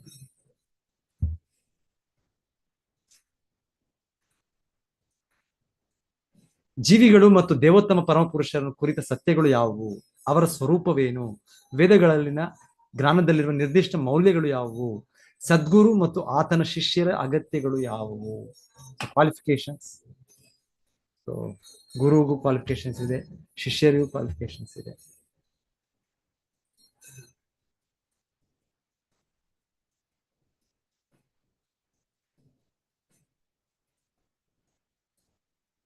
ಭಗವಂತನ ದೋಷರಹಿತ ಭಕ್ತರು ಅಂತಹ ಜ್ಞಾನದ ಆಕಾರವನ್ನು ಉಲ್ಲೇಖಿಸಿದ್ದಾರೆ. ಅಂತಹ ಭಕ್ತರ ಸಹಾಯವಿಲ್ಲದೆ ಭಕ್ತಿ ಸೇವೆಯ ಜ್ಞಾನ ಮತ್ತು ವಿರಕ್ತಿಗಳನ್ನು ಹೇಗೆ ಪಡೆಯಲು ಸಾಧ್ಯ? ಗುರುವಿನ ಸಹಾಯವಿಲ್ಲದೆ ಆತ್ಮಸಾಕ್ಷಾತ್ಕಾರವನ್ನು ಪ್ರತಿಪಾದಿಸುವ ಅನನುಭವಿ ವ್ಯಕ್ತಿಗಳು ಅನೇಕರಿದ್ದಾರೆ. ಅವರು ಸದ್ಗುರುವಿನ ಅಗತ್ಯವನ್ನು ನಿಂದಿಸುವರು ಮತ್ತು ಗುರುವಿನ ಅವಶ್ಯಕತೆ ಇಲ್ಲವೆಂಬ ಸಿದ್ಧಾಂತವನ್ನು ಪ್ರಚಾರ ಮಾಡುತ್ತಾ ತಾವೇ ಅವನ ಸ್ಥಾನವನ್ನು ಸ್ವೀಕರಿಸಲು ಪ್ರಯತ್ನಿಸುವರು. ಆದರೆ ಶ್ರೀಮದ್ ಭಾಗವತ ಈ ದೃಷ್ಟಿಕೋನವನ್ನು ಒಪ್ಪುವುದಿಲ್ಲ. ಸೊ ಇಲ್ಲಿ ನೋಡ್ತಾ ಇದ್ದೀವಿ, ವಿದುರರಿಗೆ, ಮುಕ್ತ ಪುರುಷರು, ಅವರಿಗೇನ ಅಗತ್ಯ ಇದೆ? ಗುರು. ಆದರೆ ಅವರು ಕೂಡ ಮೈತ್ರೇಯ ಮಹರ್ಷಿಗಳನ್ನು ಗುರುವಾಗಿ ಸ್ವೀಕರಿಸುತ್ತಿದ್ದಾರೆ. ಸೊ ಹೀಗೆ ಪ್ರಭುಪಾದ ಮುಂದುವರಿಸ್ತಾ ಭಗವಂತನೇ ಕೃಷ್ಣನಾಗಿ ಬಂದಾಗ ಸಂದೀಪನಿ ಮುನಿಯನ್ನು ಸ್ವೀಕರಿಸಿದ್ರು. ಚೈತನ್ಯ ಮಹಾಪ್ರಭು ಬಂದಾಗ ಅವರು ಈಶ್ವರಪುರಿಯನ್ನು ಸ್ವೀಕರಿಸಿದರು. ಶ್ರೀ ರಾಮಚಂದ್ರನಾಗಿ ಅವರು ಬಂದಾಗ ವಸಿಷ್ಠ, ವಿಶ್ವಾಮಿತ್ರ ಇವರನ್ನು ಸ್ವೀಕರಿಸಿದರು. ಸೊ ಹೀಗೆ ಇದೆ. ಸೊ ಗುರು ಅಗತ್ಯ ಇದೆ. ಸೊ ಇಲ್ಲಿ ಹೇಳ್ತಾ ಇರೋದು, ಅವರ ಸಹಾಯವಿಲ್ಲದೆ ಹೇಗೆ ನಾವು ಭಕ್ತಿ ಸೇವೆಯ ಜ್ಞಾನ ಮತ್ತು ವಿರಕ್ತಿಯನ್ನು ಹೇಗೆ ಪಡೆಯಲು ಸಾಧ್ಯ? ಆಚಾರ್ಯ ಉಪಾಸನ ಅದು 20 ಜ್ಞಾನದ ಅಂಶ ಕೂಡ ಅಂತ ಗೀತೆಯಲ್ಲಿ ಹೇಳಿದ್ದಾರೆ.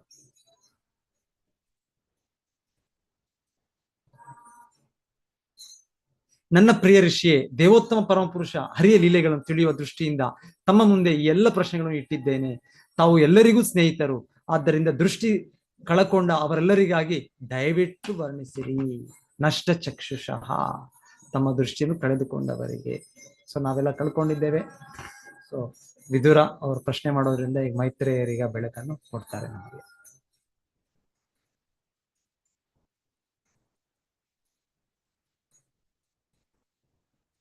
ಸರ್ವೇ ವೇದಾಶ್ಚ ಯಜ್ಞಾಶ್ಚ ತಪೋದಾನಾನಿ ಚಾನಗ ಜೀವಾ ಭಯ ಪ್ರಧಾನಸ್ಯ ನ ಕುರ್ವೀರನ್ ಕಲಾಮಪಿ. ಓ ಕಲಂಕರಹಿತ, ಈ ಎಲ್ಲ ಪ್ರಶ್ನೆಗಳಿಗೆ ತಮ್ಮ ಉತ್ತರಗಳು ಐಹಿಕ ಸಂಕಷ್ಟಗಳಿಂದ ಬಿಡುಗಡೆಯನ್ನು ನೀಡುತ್ತವೆ. ಅಂತಹ ಔದಾರ್ಯವು ಎಲ್ಲ ವೈದಿಕ ಔದಾರ್ಯ, ಯಜ್ಞ, ತಪಸ್ಸು ಮೊದಲಾದವುಗಳಿಗಿಂತ ಹೆಚ್ಚು ಶ್ರೇಷ್ಠವಾದದ್ದಾಗಿದೆ. ಸರ್ವೇ ವೇದಾಶ್ಚ ಯಜ್ಞಾಶ್ಚ ತಪೋದಾನಾನಿ ಚಾನಗ. ಸೊ ಇದೆಲ್ಲ ಒಳ್ಳೆ ಕಾರ್ಯಗಳು. ಸೊ ಆದ್ರೆ ಹೇಳ್ತಾರೆ, ಈ ಕೃಷ್ಣ ಪ್ರಜ್ಞೆಯನ್ನು ಕೊಡುವುದು, ಈ ರೀತಿ ಅವರು ಉತ್ತರಿಸ್ತಾ ನಮಗೆ ಕೃಷ್ಣ ಪ್ರಜ್ಞೆ ಪಡೆಯೋದಕ್ಕೆ ಸಹಾಯ ಮಾಡೋದು, ಇದು ಎಲ್ಲದಕ್ಕಿಂತ ಉನ್ನತವಾದ ಔದಾರ್ಯ, ಎಲ್ಲದವಾದ ಒಂದು ದಾನ, ಎಲ್ಲದ ರೀತಿಯಾದ ಒಂದು ಕರುಣೆ, ಎಲ್ಲದ ರೀತಿಯ ಒಂದು ಕಾಣಿಕೆ. ಇದು ಮ್ಯಾಚ್ಲೆಸ್ ಗಿಫ್ಟ್. ಶಿಲ ಪ್ರಭುಪಾದರ ಒಂದು ಪುಸ್ತಕ ಇದೆ, ದ ಮ್ಯಾಚ್ಲೆಸ್ ಕೃಷ್ಣ ಪ್ರಜ್ಞೆ, ಕೃಷ್ಣ ಕಾನ್ಶಿಯಸ್ನೆಸ್, ದ ಮ್ಯಾಚ್ಲೆಸ್ ಗಿಫ್ಟ್. ಅದಕ್ಕಿಂತ ಒಂದು ಒಳ್ಳೆಯ ಇದು ಇಲ್ಲ. ಸೊ ನಾವು ಒಳ್ಳೇದು ಮಾಡಬೇಕು ಜನರಿಗೆ. ಸೊ ಒಳ್ಳೇದು ಜನ ಮಾಡಬೇಕು ಅಂದ್ರೆ ನಾವು ಕೃಷ್ಣ ಪ್ರಜ್ಞೆ ಪಡೆದಿದ್ರೆ ನಾವು ಕೃಷ್ಣ ಪ್ರಜ್ಞೆಯನ್ನು ಬೇರೆಯವ್ರು ಕೊಡ್ಬಹುದೇನೋ. ನಮಗೆ ಮೊದಲು ನಾವು ಕಾಣಿಕೆ, ಉತ್ತಮ ಕಾಣಿಕೆ ಅಂದ್ರೆ ಕೃಷ್ಣ ಪ್ರಜ್ಞೆಯನ್ನು ಪಡೆಯೋದು ನಮ್ಮ ಉತ್ತಮ ಕಾಣಿಕೆ. ಜನ್ಮ ಸಾರ್ಥಕ ಕರಿ ಕರೋ ಪರ ಉಪಕಾರ. ಸೊ ಕೃಷ್ಣನು ಗೀತೆಯಲ್ಲಿ ಹೇಳೋದು ಈ ರೀತಿ, ಅವನ ಸಂದೇಶವನ್ನು ಯಾರು ಹೇಳ್ತಾರೆ ಅವರು ಕೃಷ್ಣನಿಗೆ ಅತಿ ಅತಿ ಸಮೀಪರಾಗ್ತಾರೆ. ಅಂದ್ರೆ ಕೃಷ್ಣನು ಸಂಪೂರ್ಣವಾಗಿ ತೃಪ್ತಿಪಡಿಸಕ್ಕೆ ಸಾಧ್ಯ ಅಂತ ಕೃಷ್ಣನು ಹೇಳಿದ್ದಾನೆ. ಸೊ ಅವ್ರು ಹೇಳ್ತಾ ಇದ್ದಾರೆ, ಸೊ ಹಾಗೆ ನೀವು ದಯವಿಟ್ಟು ನನಗೆ ಇದಕ್ಕೆ ಉತ್ತರ ಕೊಡಿ. ನೀವು ಅತ್ಯುನ್ನತವೂ ಪರಿಪೂರ್ಣವೂ ಆದ ಔದಾರ್ಯವೆಂದರೆ ಜನಸಾಮಾನ್ಯರಿಗೆ ಲೌಕಿಕ ಜೀವನದ ವ್ಯಾಕುಲತೆಗಳಿಂದ ಬಿಡುಗಡೆ ಕೊಡುವುದೇ ಆಗಿದೆ. ಭಗವಂತನಿಗೆ ಭಕ್ತಿ ಸೇವೆಯನ್ನು ಸಲ್ಲಿಸುವ ಕ್ರಿಯೆಗಳಿಂದ ಮಾತ್ರವೇ ಅದನ್ನು ಮಾಡಬಹುದಾಗಿದೆ. ಅಂತಹ ಜ್ಞಾನವು ಅಸದೃಶವಾದದ್ದಾಗಿದೆ. ವೇದಗಳ ಜ್ಞಾನದ ವ್ಯವಸಾಯ, ಯೋಗಗಳ ಅನುಷ್ಠಾನ, ಧಾರಾಳವಾಗಿ ದಾನದ ವಿತರಣೆ, ಇವೆಲ್ಲ ಒಟ್ಟಿಗೆ ಸೇರಿದಾಗ ಐಹಿಕ ಸಂಕಷ್ಟಗಳಿಂದ ಯಾವ ಬಿಡುಗಡೆ ದೊರೆಯುವುದೋ ಅದು ಭಕ್ತಿ ಸೇವೆಯಿಂದ ಪಡೆಯಬಹುದಾದ ಬಿಡುಗಡೆಯ ಒಂದು ಅಂಶಕ್ಕೂ ಸಮನಾಗಲಾರದು. ಮೈತ್ರೇಯರ ಔದಾರ್ಯವು ವಿದುರನಿಗೆ ಮಾತ್ರ ಸಹಾಯ ಮಾಡುವುದಿಲ್ಲ, ಆದರೆ ಅದರ ಸರ್ವಸಾಧಾರಣ ಸ್ವಭಾವದಿಂದಾಗಿ ಎಲ್ಲ ಕಾಲದಲ್ಲಿ ಎಲ್ಲರನ್ನೂ ಉದ್ಧರಿಸುವುದು. ಹಾಗೆ ಮೈತ್ರೇಯರು ಮರ್ತ್ಯರಾಗಿದ್ದಾರೆ.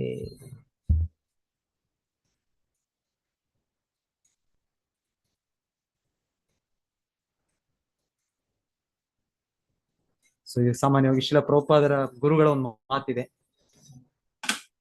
ಏನದು, ಯಾರಾದ್ರೂ ಹೇಳ್ಬೋದು ಆ ಮಾತು?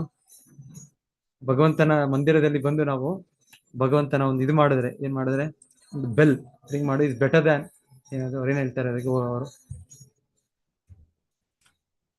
ಅದು ಎಕ್ಸಾಕ್ಟ್ ಕೊಟೇಶನ್ ನಮ್ಗೆ ಸಿಕ್ಕಿದ್ರೆ ಚೆನ್ನಾಗಿರುತ್ತೆ.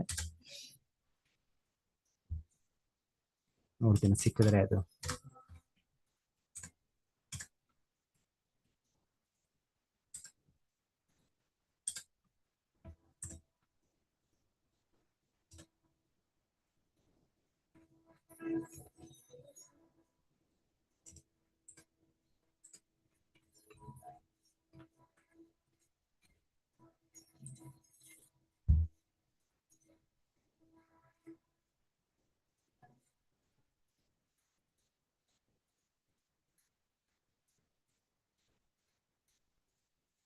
ಇಲ್ಲಿ ಸಿಗ್ತಾ ಇಲ್ಲ ನನಗೆ ಕೊಟೇಶನ್, ನೋಡೋಣ.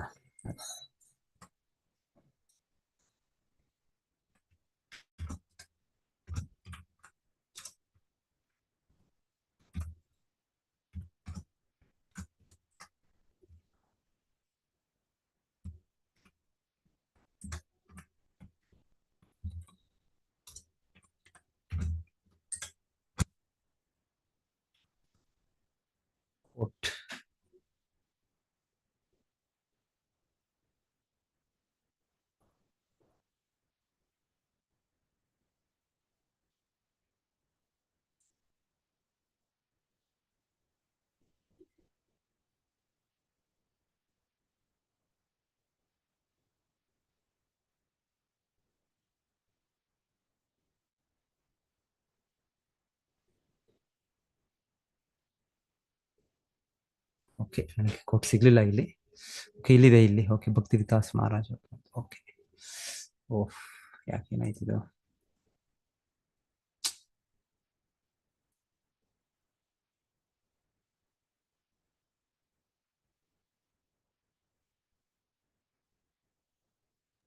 Hare Krishna Prabhuji. Hare Krishna Mataji. When you enter the temple, you must ring the bell.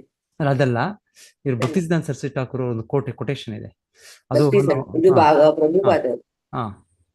ಅವ್ರ ಪ್ರಭುಪಾದ ಗುರುದು. ಅದು ನಾನು ಪ್ರಯತ್ನ ಪಡ್ತಾ ಇದ್ದೀನಿ. ಕೋಟ್ ಸಿಕ್ಕಿದ್ರೆ ನಮ್ಗೆ ಇಲ್ಲ, ಏನೋ ಬರ್ತಾ ಇದೆ.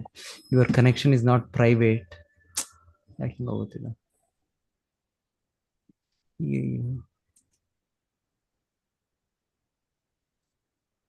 ಭಕ್ತಿ ಸಿದ್ಧಾಂತ ಸರಸ್ವತಿ ಠಾಕೂರ್. ಹೌದು, ಅವ್ರದ್ದು ಕೊಟೇಶನ್ ಇದೆ. ಒಂದು ಪ್ರಾವರ್ಬ್ ಇದೆ ಪ್ರಭುಜಿ, ಒಂದು ಪ್ರಾವರ್ಬ್ ಇದೆ, ಒಂದು ಪ್ರಾವರ್ಬ್ ಇದೆ. Every time A bell rings an angel gets it. But ಅದು ಪ್ರಾವರ್ಬ್. ಆಕ್ಚುಲಿ ಈ ಟೆಂಪಲ್ ರಿಂಗಿಂಗು ಇದು ಕೇವಲ ಒಬ್ಬ ವ್ಯಕ್ತಿ ಬಂದು ಭಗವಂತನನ್ನು ಅಲ್ಲಿ ನೋಡ್ತಾ ದರ್ಶನ ಮಾಡ್ತಾ, ಅಲ್ಲಿ ನಾವು ಗಂಟೆ ಇರುತ್ತೆ ಅದನ್ನ ಬಾರಿಸಿದ್ರೆ ಒಂದು ಹೇಳ್ತಾರೆ. ಇದು ಎಷ್ಟೋ ಒಂದು ಈ ಲೌಕಿಕ ಭೌತಿಕ ಕಾರ್ಯಗಳು, ನಾವು ದಾನ ಧರ್ಮಗಳು, ಈ ರೀತಿ ಸಹಾಯ ಮಾಡೋದು, ಆರೋಗ್ಯದ ಆಸ್ಪತ್ರೆಗಳು ಇದು ಮಾಡೋದು, ಅದಕ್ಕಿಂತ ಇದು ಉತ್ತಮ ಅನ್ನೋ ಕೊಟೇಶನ್ ಇದೆ. ಸೊ ಅದನ್ನ ನಾನು ಇಲ್ಲಿ ಪಡಿಲಿಕ್ಕೆ ಟ್ರೈ ಮಾಡಿದೆ, ಸಿಗ್ತಾ ಇದೆ ಲಿಂಕ್, ಅದೇ ಓಪನ್ ಆಗ್ತಾ ಇಲ್ಲ. ಎನಿವೇನ್ ಮತ್ತೆ ನೋಡ್ತೀನಿ ನಾನು.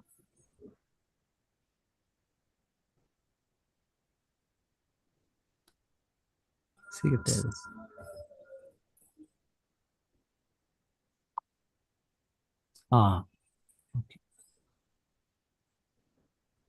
ಇನ್ನೊಂದು ಕೊಟೇಶನ್ ಇದೆ ಅವ್ರದ್ದು. And you frees even one soul from captivity in Mahamaya fortress is far more merciful than people who open countless hospitals.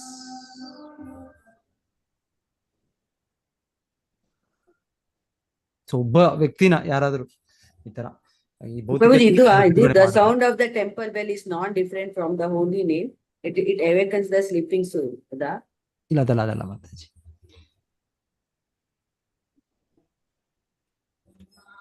ಅಲ್ಲಿ ಭಕ್ತಿ ವಿಕಾಸ್ ಮಹಾರಾಜ್ ಅದೊಂದು ಕೊಟೇಶನ್ ಇದೆ, ಆದ್ರೆ ಅದು ಸೈಟ್ ಹೋಗ್ತಾ ಇಲ್ಲ ಅವ್ರದ್ದು. ಯಾಕೆ ಹೋಗ್ತಾ ಇಲ್ಲ ಗೊತ್ತಿಲ್ಲ.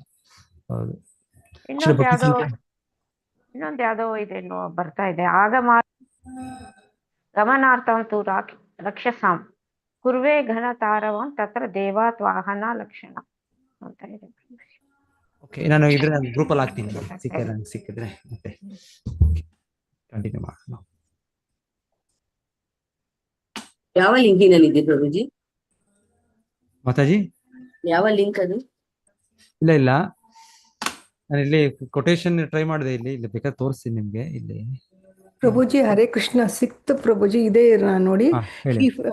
Srila Bhakti Siddhanta Saraswati Thakura, a revolutionary Gaudiya Vaishnava Acharya, used the analogy of a temple bell to emphasize the vital importance of spiritual preaching over basic entry-level devotion. He famously stated that the neophyte devotees ringing the temple bell is more beneficial than opening innumerable hospitals. Yes ಇದೆ ಮತ್ತೆ. Thank you, ಧನ್ಯವಾದ. So ನೀವು ಮತ್ತೆ ಓದಿ ಅದನ್ನ, ಮತ್ತೆ last part ಓದಿ.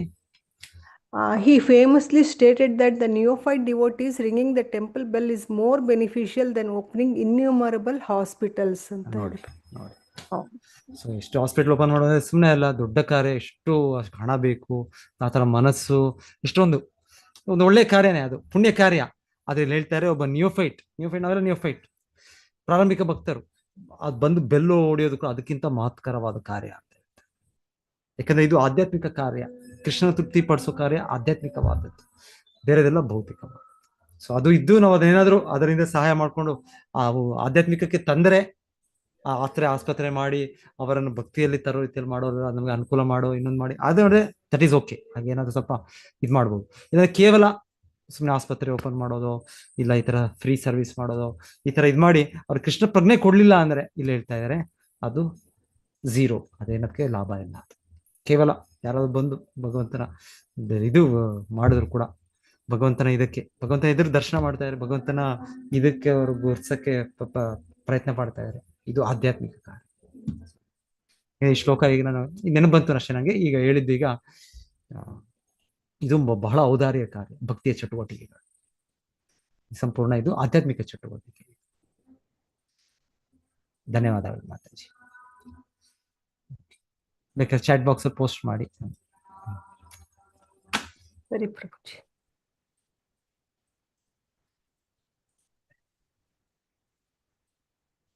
S,